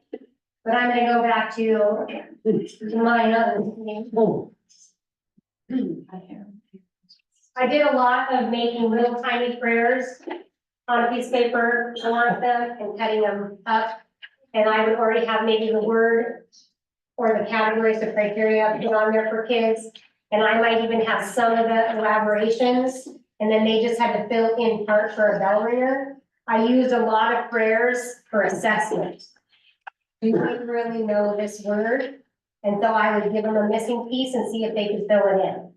It was a quick and easy assessment. So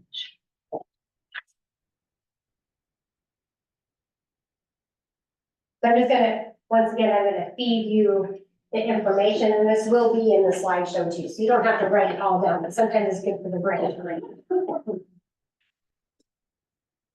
So to compare is a critical thinking strategy, which is designed to build students' memories, eliminate confusion, and bring crucial similarities and differences into sharp focus. So you'll note that I didn't use the word contrast. I grew up and it was always compare contrast. The word compare in its nature is to look at the similarities and differences. So you'll still see it everywhere in textbooks. And you'll even see it in a lot of the handouts from Yolanda, because we just use some things that we've used in the past. But I tried to cut that out of my vocabulary in the classroom, and we just talked about compare. So why do we want to teach compare? Well, we want them to be thoughtful when they analyze something.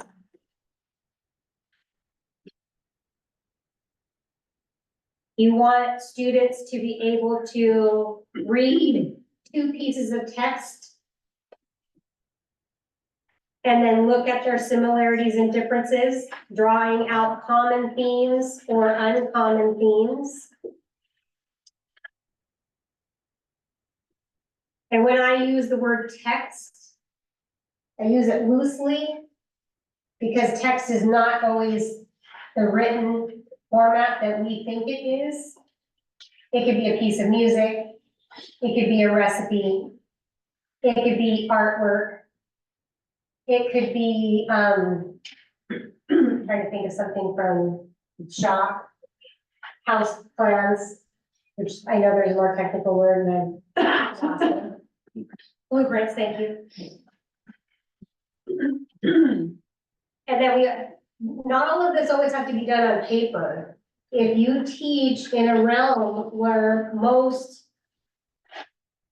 it's activity-based, you can do a lot of this verbally. It doesn't all have to be done on paper. But this is a best bet for raising student achievement. Oops.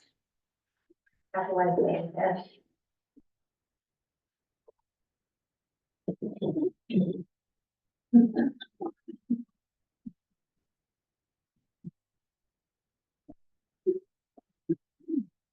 For note-taking and organization, I will show you a tri-chart. I will show you a top hat. And I will show you a double bubble. And then we will talk a little bit about using Venn diagrams and why I don't.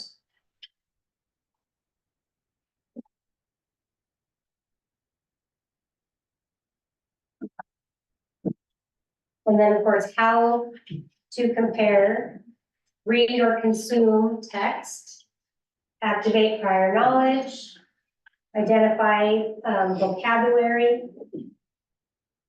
and the annotation strategy that I used most often would be the S&D strategy. We'll get to that. And then, of course, note-taking and organizing, and then writing. So the tri-chart, top hat, double bubble, and S&D strategy is something that's gonna be covered in this morning session? Yes, Okay, I'll try my best to get to it. okay, And if not, we'll leave notes at where we left off, okay. for sure.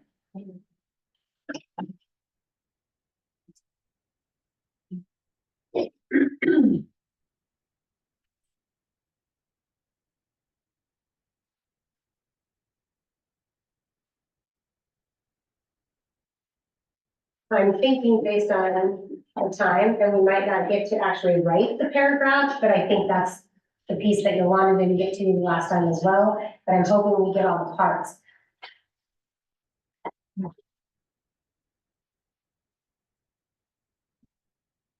And I'll try to keep an eye on the time so that we'll get to at least the pieces, and then you can make note of what needs to be emphasized and when done.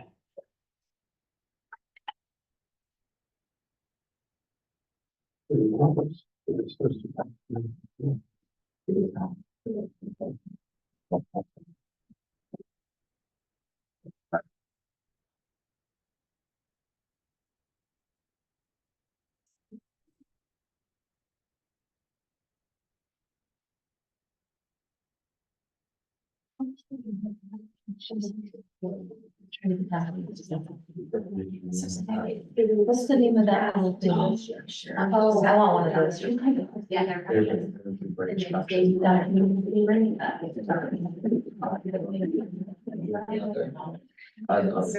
I just got it.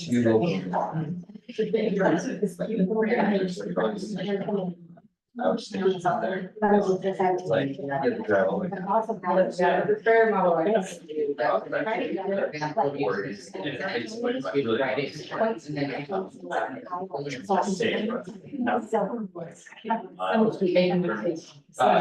Yeah, or. I was thinking down there. Talk about blank. Right now, we need basically send people all documents. There's, like one rabbit maybe. Yeah, I mean, the bars, like, there's like fence all around, like, there's like, wiring on top. Okay, I believe that this goal sheet is in your, packet somewhere. And it might be easier to, read in some section. And we really need to like number the pages for sure so that we can get to those. Here's the second page in your compare section.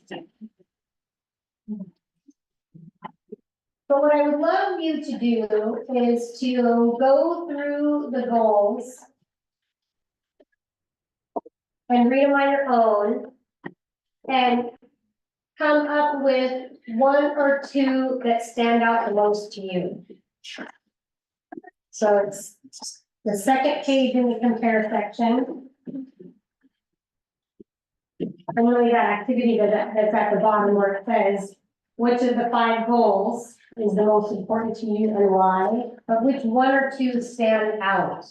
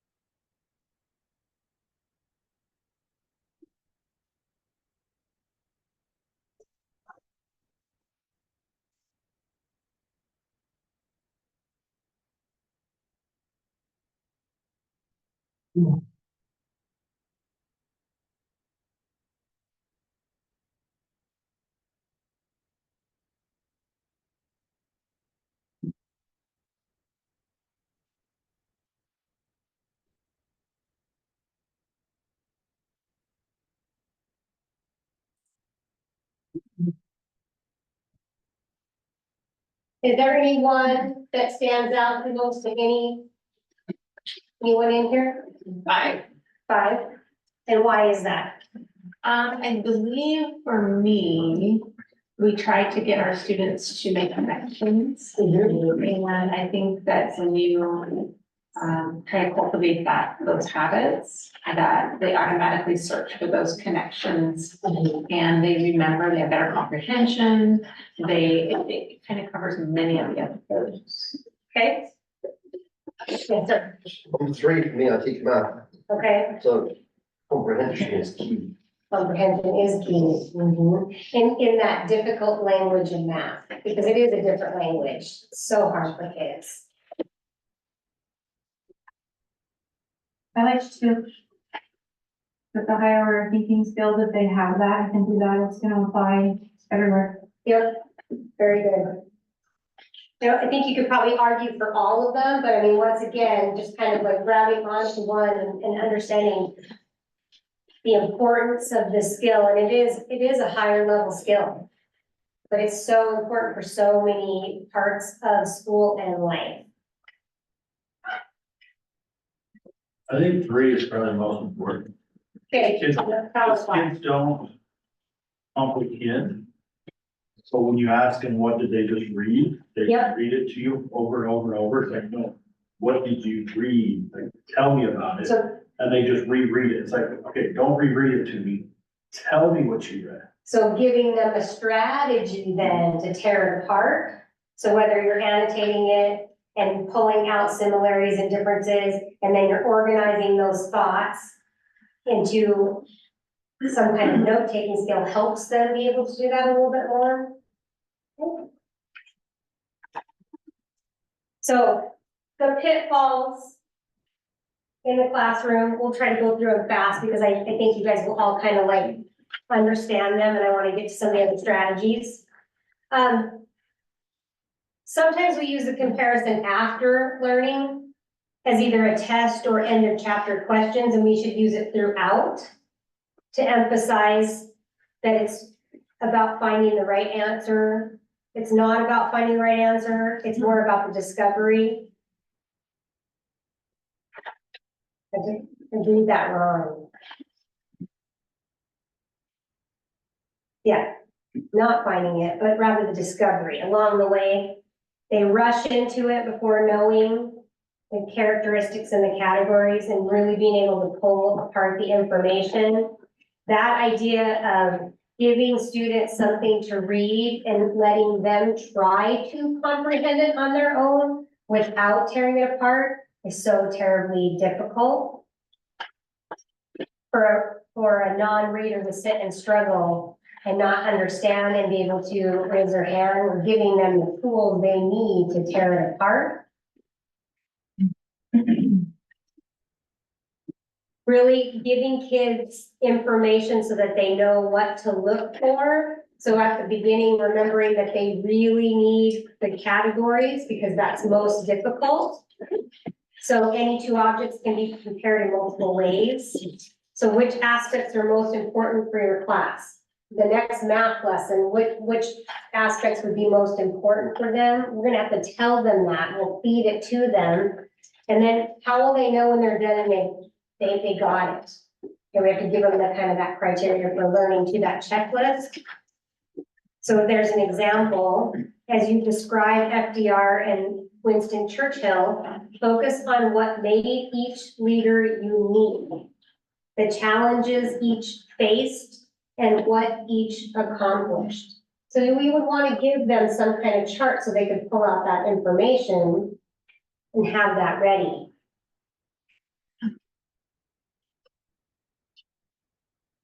So students not having an efficient way to visualize the similarities and the differences.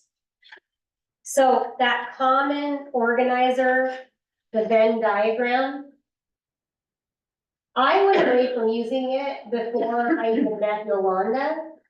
Because what happened for me is everything kind of got crammed together and it was so hard for kids to read. And when you have kids draw their own circles, you know what they look like. And the part that's supposed to be the same that's in the middle, It's too small. it's way too small. So you have to draw them out so big for kids.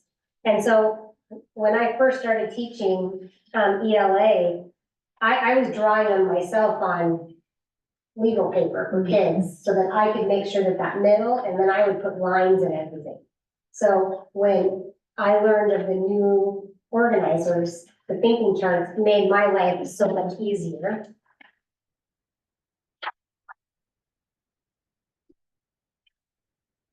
So that idea that comparing uses the higher order questions to help students draw conclusion and extend their thinking is very important. So here's some examples of some key questions, of course, that you can give kids.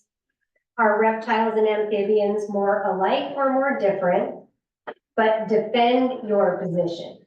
Don't just tell me that they're more alike or more different. I want to know some specifics. What's your text-based evidence? What do you think is most different? Is the most important difference, between two speeches we read? A significant difference between an autobiography and a biography as the author. What effect does this have on the reader? So getting very specific in what you want them to accomplish and answer. And then the fact that students don't always apply or transfer their learning. To sidestep this, make sure you include tasks that challenge them to put their learning to use in a meaningful way. So now that you've compared problems that ask you to solve for rate with problems that ask you to solve for time, I now want you to create and solve 2 new problems. So extend that thought process. Do you guys have access to the thinking charts with keywords on the back? I don't know if that's in any of your binders. I didn't have access to your very large binder that some of you have. I just had access to the comparison section, and I didn't see this. So I just went ahead and added a link for you. Would that be in the foundation? It's probably in the foundation. Okay, yeah, so Keyword charts. the keyword starts now, okay. So I always printed this for kids front and back, so that they had access to these keywords that describe which chart you would use for what. And then I kept a big poster in my room, because if we were summarizing, I would make somebody run over to the poster and point to the chart that we would use to organize for that day. So I included a link, so this will be in the slides. Is they're separate, like the thinking charts, keywords in here somewhere, or is it just in stuff? Well, I think it's in the larger, The thinking charts is in the first one, the foundations one, so we were all linked to the entire folder, so you'll have to look for it in there, but they are separate. But the keywords one, I don't remember that being there. Can you zoom in on, just to see it right now? yeah.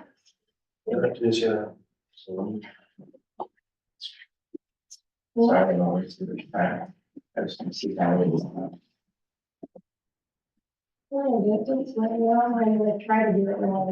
Maybe we can think of a way to do this faster. Probably can't see that, right? If you zoom out Could you click all the the link? way, This is a link, go to the document. Oh, thanks, see, look at that. You guys are helpful. there we go. Does that help a little bit? It's nice for kids to have that in their hands, and so once again, if you're working in a department, you're working on a team, kids can have this and keep it in their binder. And then we would have people like in the science department, they would have like on a little ring at the table or in a spot where the kids could go get it, the common charts that were used in science, the common charts that were used in social studies. And then a lot of times the teachers would say how they differ from the other subjects. So if one is used in science and it's also used in ELA, and we might have tweaked a couple things, we would note that at the bottom of that page, the direction sheet for kids, so that they had that. How is it a little bit different in science, and why is it that the scientists maybe use it that way? I can't remember exactly how, but I know science changed some of the charts a little bit. In the foundation, some of these charts are separate, you said?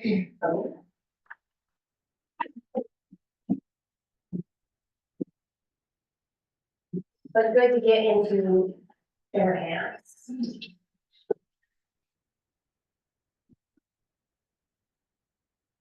Okay, so our compare thinking charts.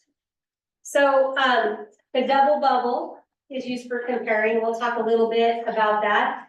The try chart, and I use the try chart in two different ways. I would put the criteria on the left, but a lot of times I would put it in the middle, especially if you're comparing just two things. So that we kind of kept those separate. So it depended on what I was doing or what stage I was in with the kids. And sometimes I let the kids decide because they created a lot of their own charts. The top hat focuses on two different topics, which sometimes you're comparing more than two, but then it focuses on whether there's some more similarities or more differences, and so it forms kind of that top hat. I did not use that one very much in my classroom.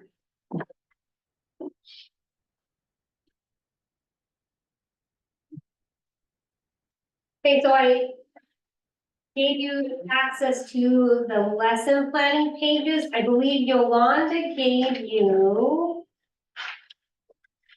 one, and mine got cut off, but the unit planning page. So in the comparison section, I think it's the third page in, and you get the whole unit plan here. So I just gave it to you in a couple different formats because everybody likes to see things in different ways. So there's the unit plan, and then I gave you some different options.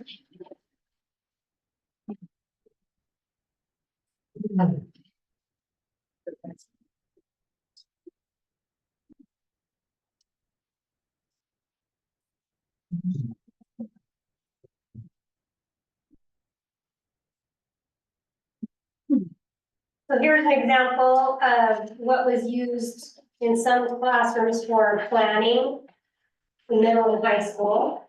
I think it could be used at different levels. Whereas a spot for what specific content standards you're using, but then we went ahead and listed all of the disciplinary literacy standards that we all share. So the reading standards, 1, citing textual evidence, R2, determine central ideas and write summaries, R3, vocabulary,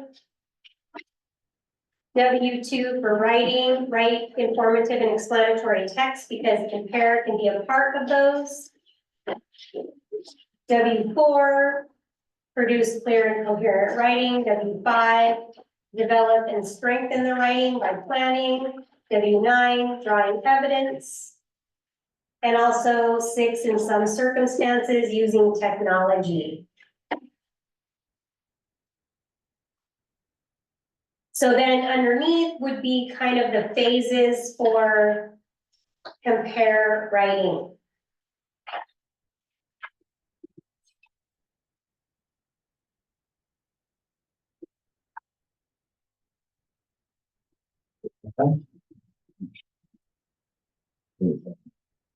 So kind of just takes you through like all of the pieces.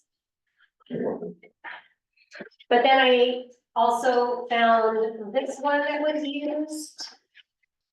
The T equals lesson plan, the informal outline. Just kind of a shorter, more concise version of it. And it takes you down through that final compare paragraph. And then I'm assuming that you have this in your bigger binder, but I did not see this document in the compare section or the summary section. What is it called? This is the disciplinary literacy standards. I'm sure you have a standard part. One of the other binders. In one of the bigger binders, and I thought it's a good idea to have it in multiple places. You did leave them on the table too. And they were on the table, yep. So you guys have these on the table, so just kind of wanted you guys to see that here's our literacy standards for reading, and here's our disciplinary literacy standards for reading in all of the other subjects. So once again, kind of used it as a little checklist to make sure that I was covering these things throughout the year in my year-long planning. Am I hitting all of these areas?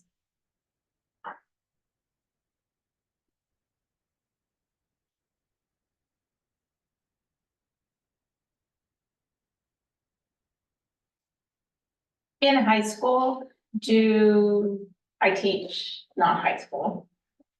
Do the high school student or teachers that teach the disciplinary subjects, do they lean on the ELA teachers for their writing instruction, or do you actually teach writing in your classroom? We teach writing in our classrooms. I don't teach the writing, I lean on them, but they help me incorporate it where the students don't even know they're doing it in my class.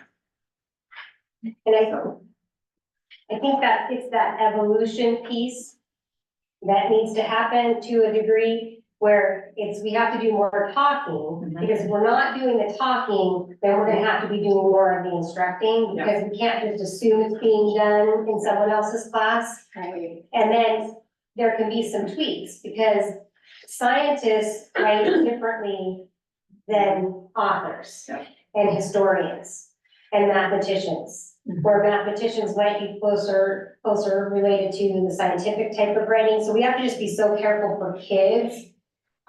We got to the point where in middle school, our departments took on different pieces and taught different pieces. And it took a long time to get to that point where social studies wanted to own cause and effect, and English owned summarizing. And then science took compare. We used all of the charts and the types of writing, but we did it that way. But it took a really long time. And it was never perfect, but we communicated and met every day. So that made it a little bit easier. And then, of course, at the bottom, you see the pieces of writing, where once again, it looks different in different classes. And more routinely, it's done in the ELA classroom throughout the year. But something to think about across the board.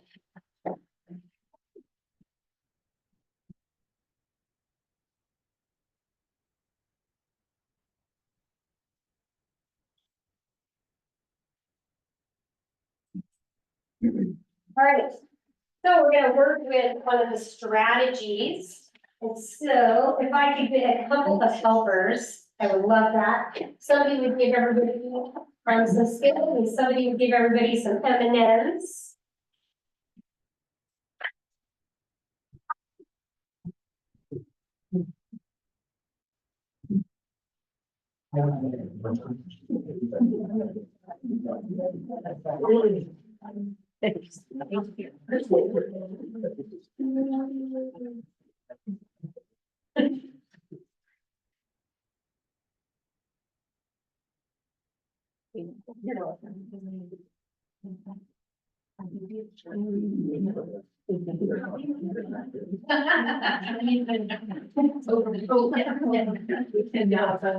Guys, if there's extra, if you want more than one, please have it. I'm not thinking about on the Friday.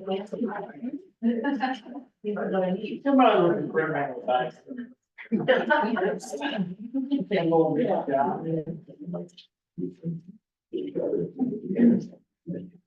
Maybe to throw a couple more around. Please.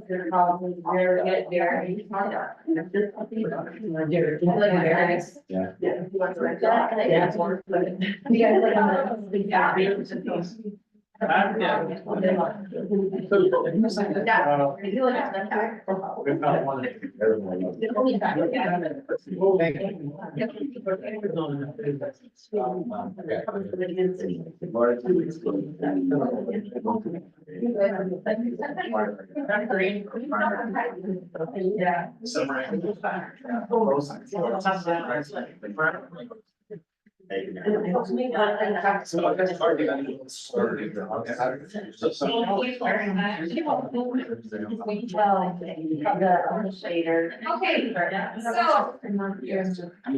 if you are looking at your little bags of Skittles and M&Ms, and really, any candy can work for this activity, but this is something that I did right away with kids to just kind of start to activate the thought process. And anytime you can give a food of any kind to activate that process, it just is a little bit more fun for them. But what I want you to do first is, I want you to think about the kinds of categories or what we would use to label and identify and pull apart similarities and differences between types of candy, specifically this kind. So what could some possible categories be?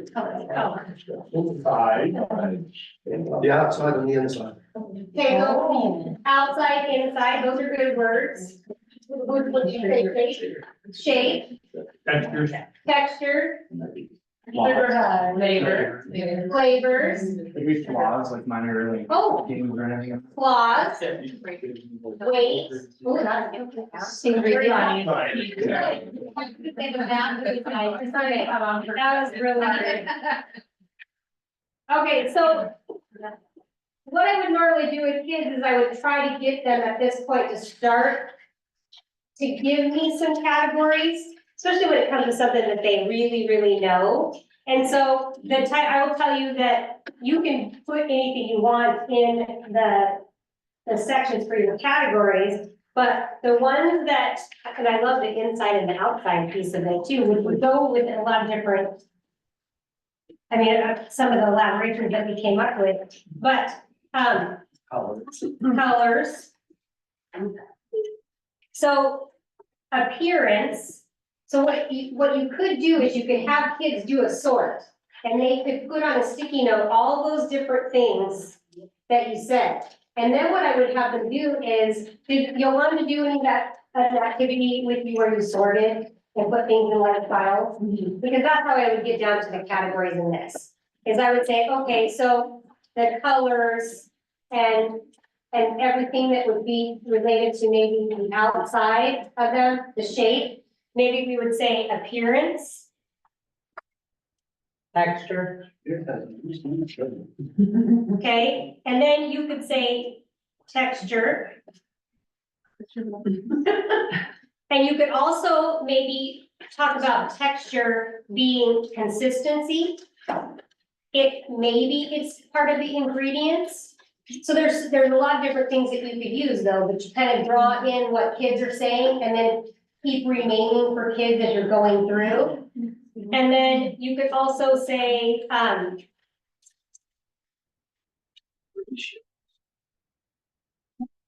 just plain, this case, if you didn't tell them already, like what candy you were giving them, you could say food type. Just to get to like one thing, but then you would go say, all right, as you're eating or looking at your Skittles and your M&Ms, give me some elaborations that would fit with appearance, texture, and food type. Nice. So now you would go through and you would say, okay, so what are my pinks? Because now we have our categories or our criteria. So now what can we say about Skittles and their appearance? Colorful. Martha says are fatter. Batter? You get a quicker sugar high. Tinier, light. Okay, what about, so did somebody say something about the colors? So bright, the Skittles are bright colors? I don't know if I heard that or not. So are these, differences between Skittles and M&Ms or just anything that? Right now, it's just, you're talking about collaborations. Okay. Right now, you're just at the very beginning and you're just listing, okay, what can I say about Skittles and the appearance? Okay, and then what can I say about M&Ms and the appearance? So does M&Ms? Okay. Dinner. See, right, so right now what you're doing, so I guess in here, these two things right now, and I would probably say to kids, is you're already going to the similarities and differences. So what we probably should have done, and here's a really good idea. Hand out Skittles first. And then just go through the Skittle side. And then close that side off. And just give the M&Ms. So you can say thick and thin. Then you're going to get them to focus just on the one thing. But you're right, giving them both at the same time, then number one, they're gonna eat them. And they're going to the holidays, then you got to eat it after the activity, but then when you go through, and I'll just show you, like, this is what, way back when I did it with kids. Kind of hard to see, this is what kids came up with, what food type, they just said candy. But they picked food type, appearance, they said bright colors. To me, maybe this is bright colors, but once again, if you get more specific, it's a little bit more muted, and it depends on what kind you give them to. But I would pick the kind that you want to draw out maybe more differences. Like if they're struggling with differences, then you pick something that is more different. These, if you want them to say that they're more similar, then find things that are more similar, but pick what they're struggling with. Because in here, so like they both have a stamp, they really both have hard shells. Their inside, their consistency, their ingredients, fruit flavored, chocolate center. But some kids said chewy for both things and some kids said soft for both things. And are they really wrong? Yes. Yes and no. I mean, it's about like, you know, what's happening and like, yeah. So because at first I was like, well, isn't it, Skittle is more chewy, but then we had a huge discussion on texture and mouthfeel and all that stuff and how kid, anyway, it's just a very interesting people's perspectives and whatnot, but that could lead them to, when they're comparing something, coming up with their own opinion, because in the end, why is this important?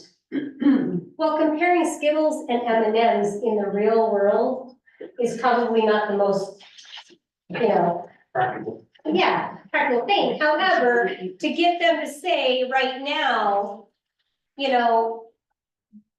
which one is their favorite, or some might think that the best round, tiny, mini-sized candy is an M&M. However, I feel that Skittles are the best because they are chewy and I love their fruit flavored center, whatever. But you want them to kind of draw that conclusion, or you want to come up with, why is it like, in the end, like my kids got stuck on, I wonder why they stamped them. So then they might want to investigate certain things. So once again, you're also drawing out some interest in some subjects. So what do you want to write about next? What do you want to research right now? That was the beauty sometimes of English is, you could kind of stray away from the literary and they could pick their own topics of interest. And when you can pick your own topic of interest in science, but you have to cover so much content. And so that was the beauty of some investigation like this.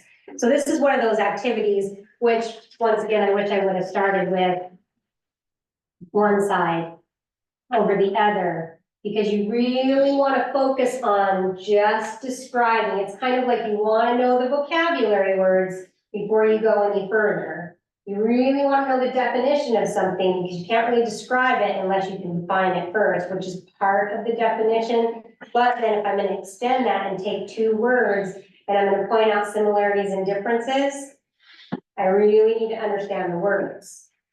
So they really need to know these, and at first you need to give them things that they really know. So that would be one example of that.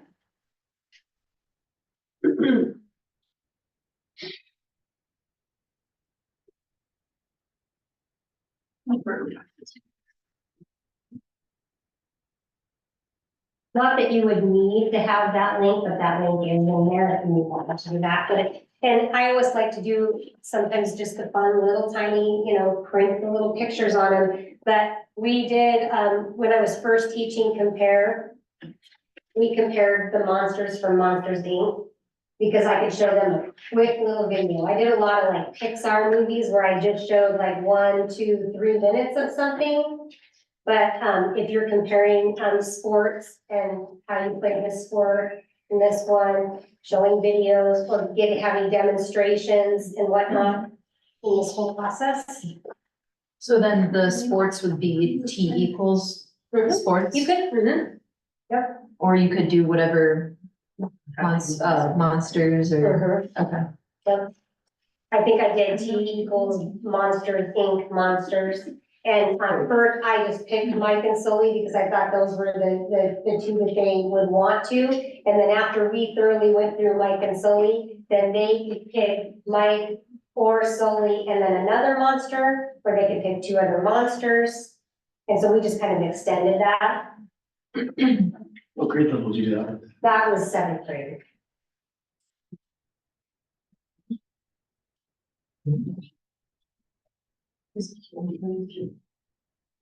Okay.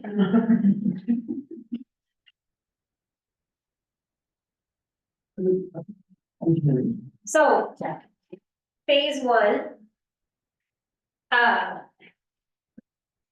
Make sure that you begin when you're first starting the process, you use some kind of hook that helps activate prior knowledge. So be careful when it's something like candy, that's really easy. But when it's something that's a little bit more difficult or on grade level, you need to really make sure that they know. It's kind of like really understanding if you're looking at 2 different words or 2 different characters in a story or 2 different stories, that they have read them, they understand what they're looking for. Provide clear criteria to focus them in. So if you're using a 3-column chart and you're looking at definitions of things because you're gonna look at like volume and surface area, make sure that they have a complete definition, that they know how, like in these 2 cases, how it's calculated, how it's expressed and when it's used. And then they can talk about it and discuss it. But you remind students that it's their job to describe each item separately, like I made that mistake of just doing the M&Ms and the Skittles right at the beginning, where it's like you kind of take them apart first. So then they're not comparing right away and pulling out similarities and differences. Okay, this might be a little bit more difficult in this arena, so we'll see if you guys can see it. Oops.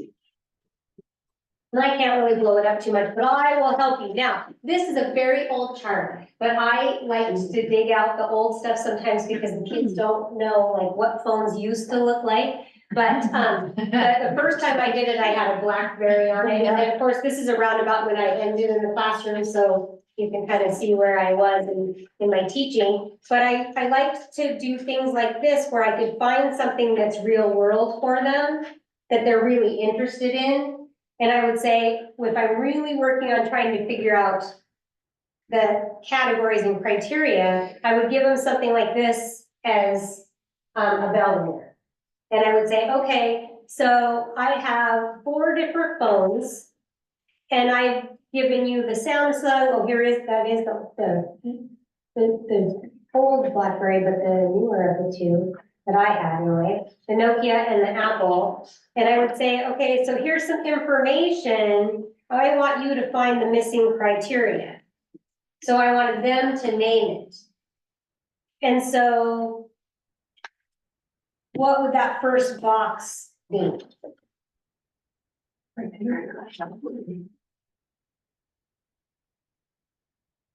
Brand. Brand. Category criteria would work too, but Samsung, it's the kind, yeah, it's the feature, but it's the actual brand of them. And then this one is to be announced, but this one is going with AT&T Sprint, the carrier. Price. And then you have Well, that's really. cost, when it's released. And then it gives you some other things, you get down here and you get like 0.30 pounds. So weight, okay, so I would give them something like that.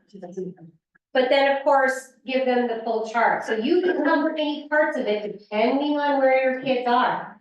Because you could give them all of the categories and you could just cover up some. Now, this, they would have to do some research because they're not gonna know all of that. You'd have to give them something that they know more about.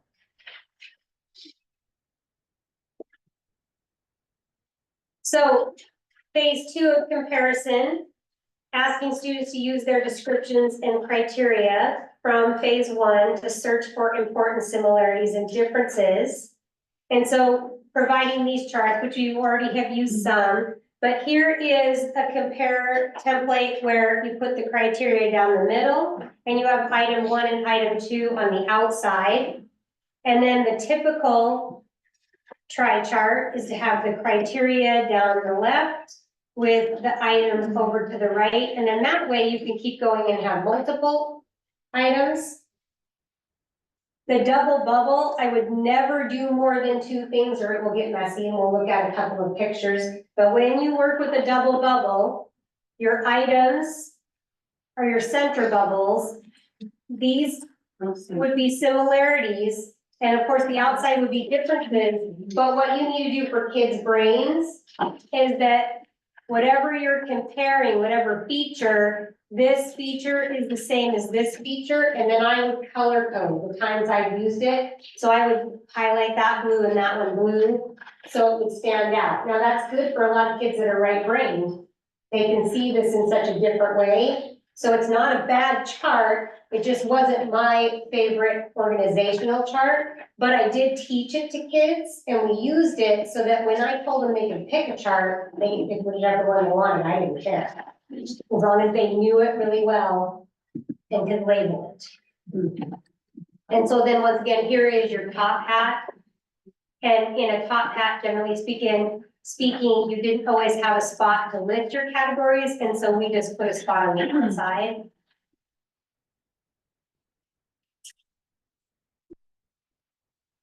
So here's an example of that double bubble, where it's like, here's graphic organizers, and here's thinking charts. Now, these are not color coded, but they do match up.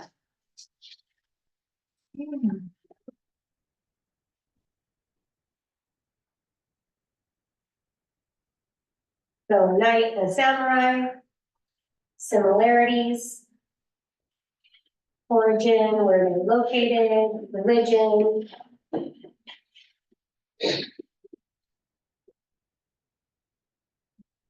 Here's a tri-chart on the north and the south.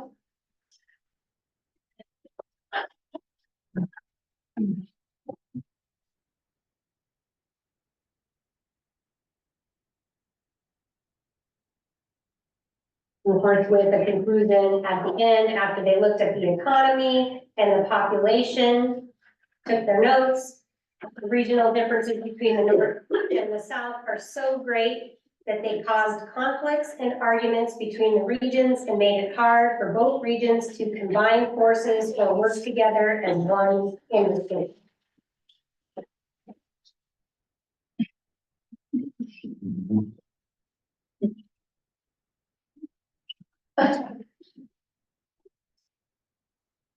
Okay, phase 3 conclusion, stretch their mind and help them draw conclusions by building discussion around concluding questions such as, once again, I think we went through these questions, are the two, or maybe we didn't, are the two more alike or more different? So then that's where you would like to look at your M&Ms and your Skittles. Are they more alike or are they more different to you? What is the most important difference? Think of some of the causes and effects of this difference. You're in science and you're looking at the makeup of the shell. I'm sure there's a reason why the Skittles is maybe a little bit more, maybe it's not, but it seems like it's a little more harder than an M&M to me. Consistency inside. And then what conclusions can you draw? And then application, asking them to apply their learning by creating a product. So actually getting to the point where they are writing a paragraph. Also evaluating paragraphs. And so that's kind of where we're going to be right now. But then once again, making sure that they understand what does a compare paragraph look like. So we're gonna take that document back out.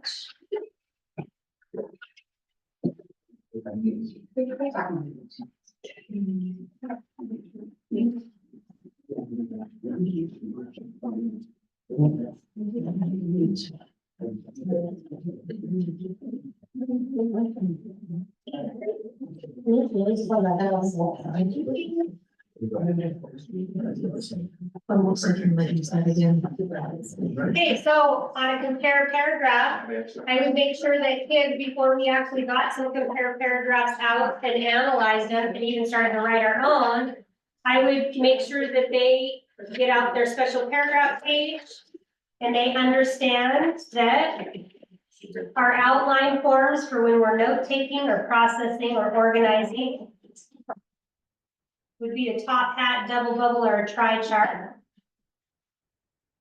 And that you are going to have a topic sentence.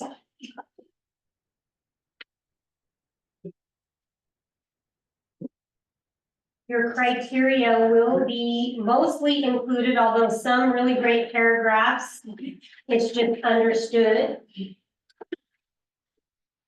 And you will have a conclusion sentence that will a lot of times be opinion based.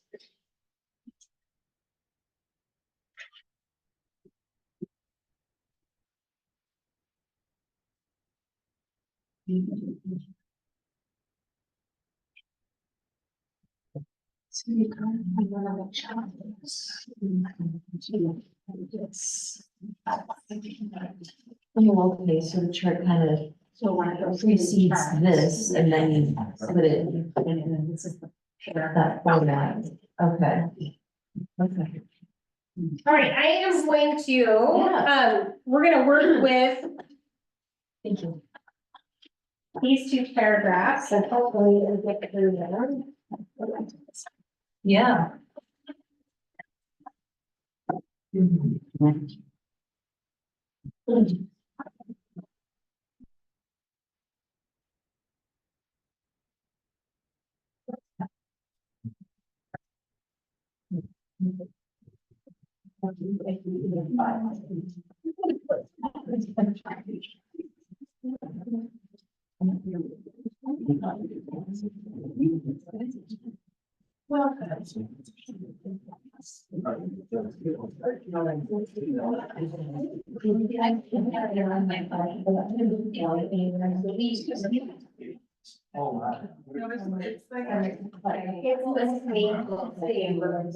It comes out of there, she's, what high school.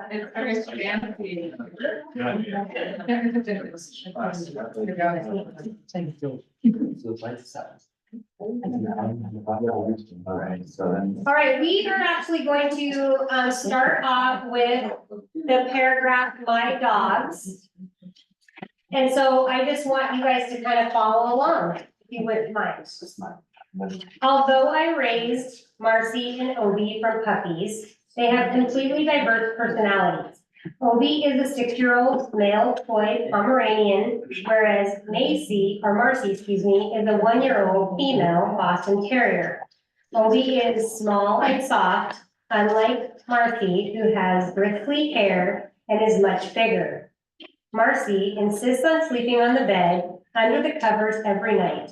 On the other hand, Obi will only sleep on the floor under the bed. Obi is tremendously loyal and uptight. However, Marcy is hyper and friendly to anyone she meets or sees. Around other dogs, Marcy cowers to the larger dog, yet Obi will always stand his ground, never giving up until he is scolded. Given that they were both treated the same way all their life, it is hard to believe that they are so different in everything they do. So here's what I would do in class, is I would do a review with kids. And then I would say, now we're going to annotate the text. So our annotation strategy that we're going to use today is the S and D annotation. And how we are going to complete our annotation strategy today. FN? S and like A and D. Oh, F and. Yep, Okay. and so I'm gonna do that different. I'm gonna go and so that you guys can actually understand. Yep, there we go. So S and D, those similarities and differences. But here's how we're going to do this, because once again, I would never go through and read for both at once. I would always read separately. So what I like to do is pair up kids. And I would say, and usually I would use colors that are not the green, yellow, or the pink, but for today, we're going to do that. And I'm gonna say, we're gonna call our similarities pink. Or whatever color you have, you need two colors at your tables or with your partners, because you're gonna do partner A is gonna read and look for similarities, and partner B or C, and you guys can, you know, triple up if you want to, so. Sorry.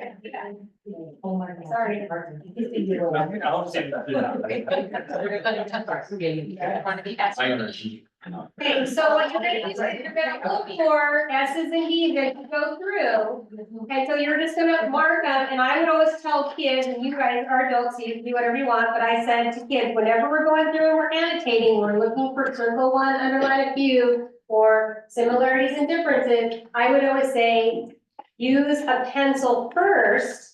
Because the pencil is most forgiving, but you guys can go ahead and highlight if you want, because we would highlight when we confirm and revise at the end. So for kids, I would always have pencils first, and even if we use different colored pencils, it's still a little bit more forgiving because it doesn't stand out as much on the page, but once you highlight, it's hard to correct the highlight, and then it stays in their mind.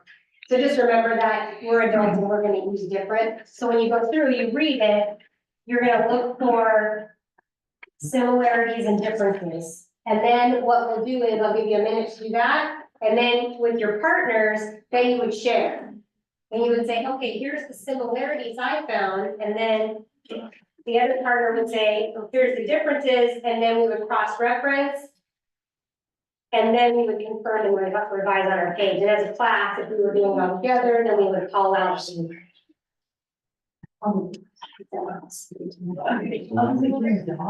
I have a question. I'm just thinking about the application of this. So could I, like this, if there's like two texts with like, here's one side of this and here's the other side of this. Would this be a good, maybe a good use for that? Good. So you have one side that's for this one side, yes, another one.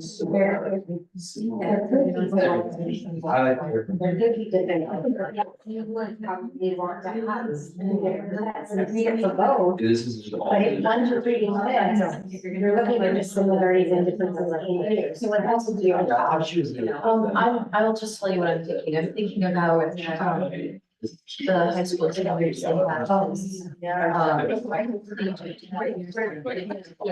There's one argument here, and then there's side. Yeah, I may go to my school, if we can't, that's.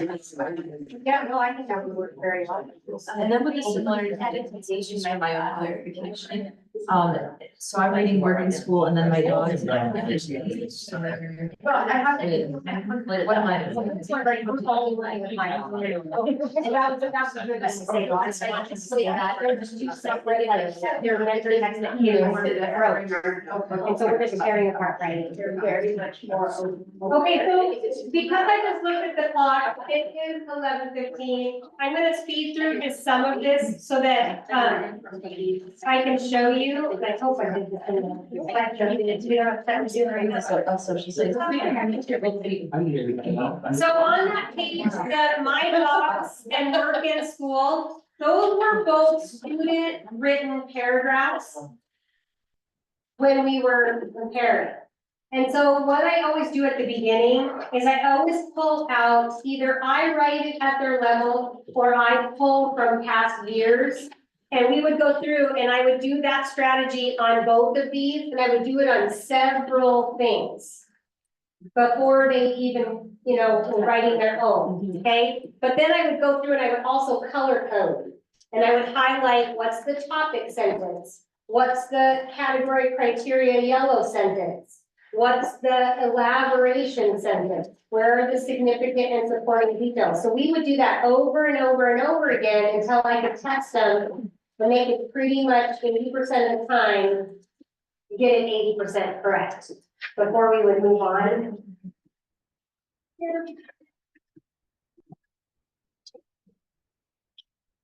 Eighty percent, 80.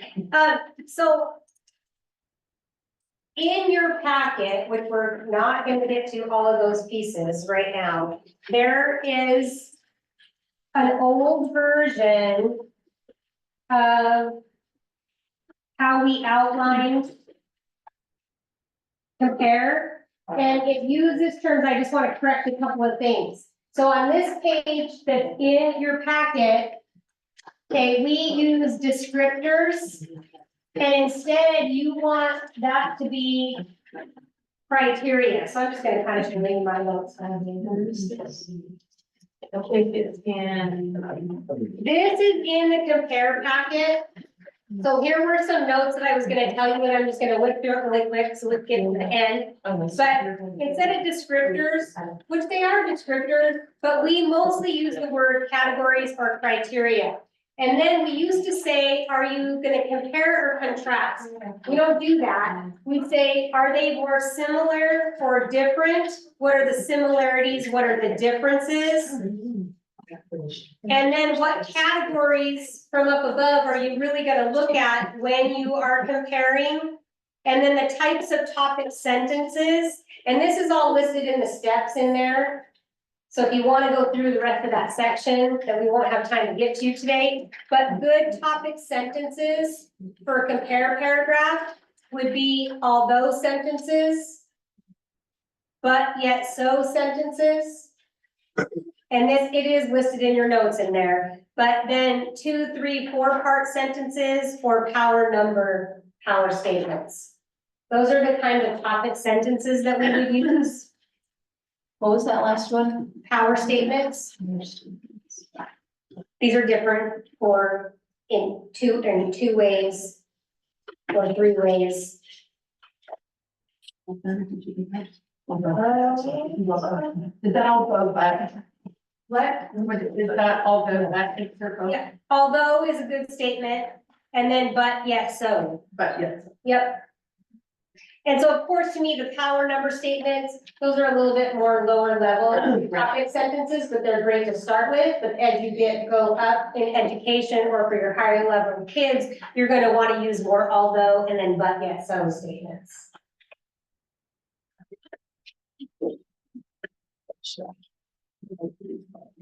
So just to roll through this really quick and get you guys out on time. So in my slideshow, you have transition words that are in your section. I also have some bookmarks that I use with my kids so that they just had it with them all the time, and I gave you a link. I'm sure a lot of you have used paragraph frames. Some kids don't need it, but all kids can start with it. And then they can go out on their own, but a paragraph frame, and you can find one on every single kind of paragraph you want. And if you want, I might have a whole slideshow on paragraph frames and sentences. Here's some question stems that are probably in your packets too. And then of course, we were going to get to my favorite sport, but if I was gonna do this, I would never just use just the student speech. I would make sure that they have pictures, current pictures, and past pictures, and I would make sure that they were watching some videos. If I was in health or I was really working with like our PE teachers or whatever, I would say, can you play these things? You know what I mean? Because you could get a lot of people involved in all of these activities. So just remember that, utilize people around you, make sure that I make sure you have some women represented in there.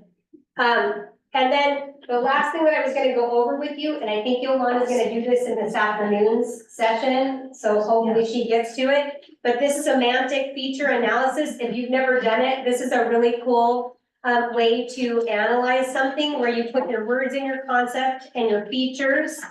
And then you use pluses and minuses for true or false, or always, never, or sometimes.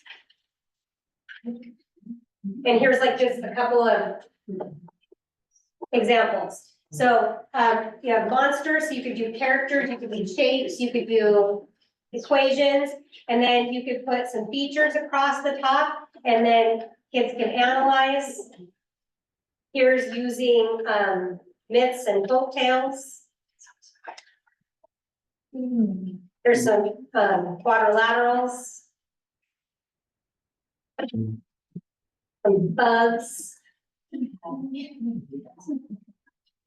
Types of government. But I want to go back and I want to do that one again. Look, something like this would really, like, what sticks out at you? That they're more what? Different, right, than similar. And so really though, it gives a visual then for kids instead of just saying it. So the semantic features analysis is pretty good. I think she's gonna add this in. She wasn't going to, but I think she's going to. Well, I was gonna go to say sorry, but now I'm. But, well, that's good. So I was gonna have you guys try it, but so here's your exit strategy. You have two things you have to accomplish before you leave. One thing is I want you to take 2 sticky notes out. They don't need to necessarily be purple. And I want you to say T equals compare, and I want you to do a 3, 2, 1. I want you to identify 3 new learnings. Create 2 goals. How am I going to use this? What will I commit to? And then list 1 need, but avoid time. And then I want you to put your name on at least the one that you put up in the parking lot. So that I can give that to Yolanda and she can read through and she can know what people are committing to. And maybe what people need still. Now, if your needs go way beyond the sticky note, because there's so many things, you can always email. You can email me, you can email Yolanda. You can sit for a minute and just write it out and then I will let her know for sure. But make sure you also, before you leave, so do this for me and I'll come back to it, but also don't forget to give your feedback.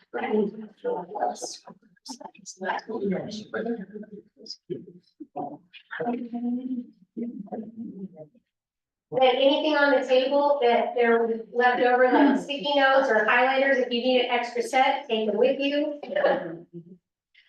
We need some extra M&Ms or skills, please take those.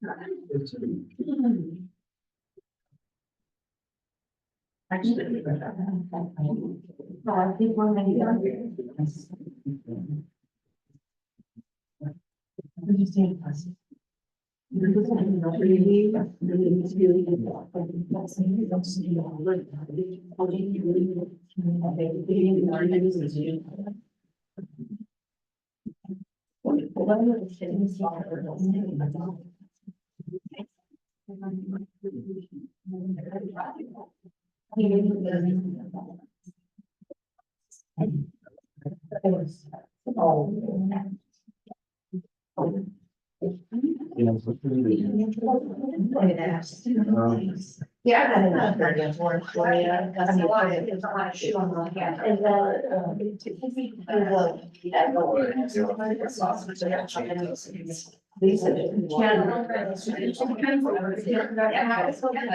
there's so much more to the. That's fair, yeah. Yes. Okay. You know, you might do it. Thank Wait, you. we're- Thanks, right here, great. Yeah. Perfect.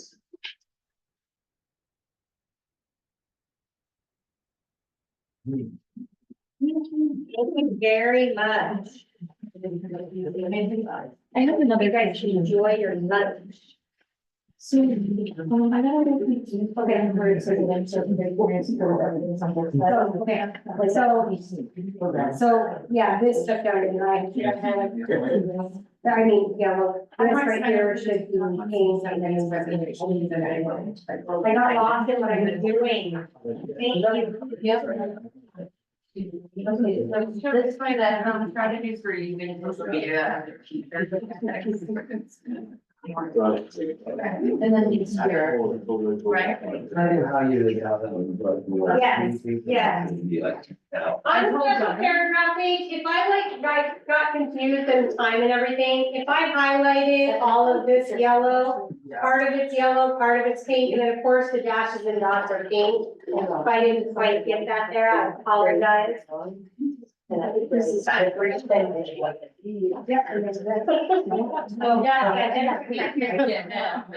Identify criteria is yellow and then that. I thought it was so great. Oh, right, because that would get it. Yeah, like for me, that's, yeah, and then that would be. Cool. That's your. All right, yeah, Perfect, yes. All right, thank you. No, I'm so glad. Thank you.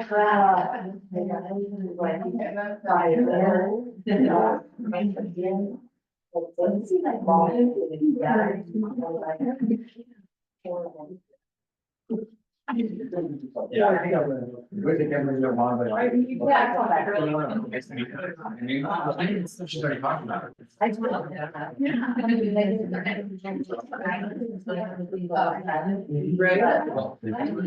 In the afternoon. For the. No, the other session is gonna be in the Hirano Gallery, which, if you walk in the cultural center, head to the left and you go all the way down. It's the room on the left that has all open windows, so you can see into the room. You won't miss it. Yes, Yeah. I think I've been in there before. Yeah, yeah. So in the main building. In the main building, go left, yeah, yeah, all the way And down. is that gonna be with me again? So that one's gonna be with Yolanda, so they're tag team. Because I walked in, you probably saw one in this morning, and I thought it was one. Yeah, no, that's fair. Yeah, that's fair. Okay. Yeah. You know, I'm Emily, nice to meet you. Emily, nice to meet you.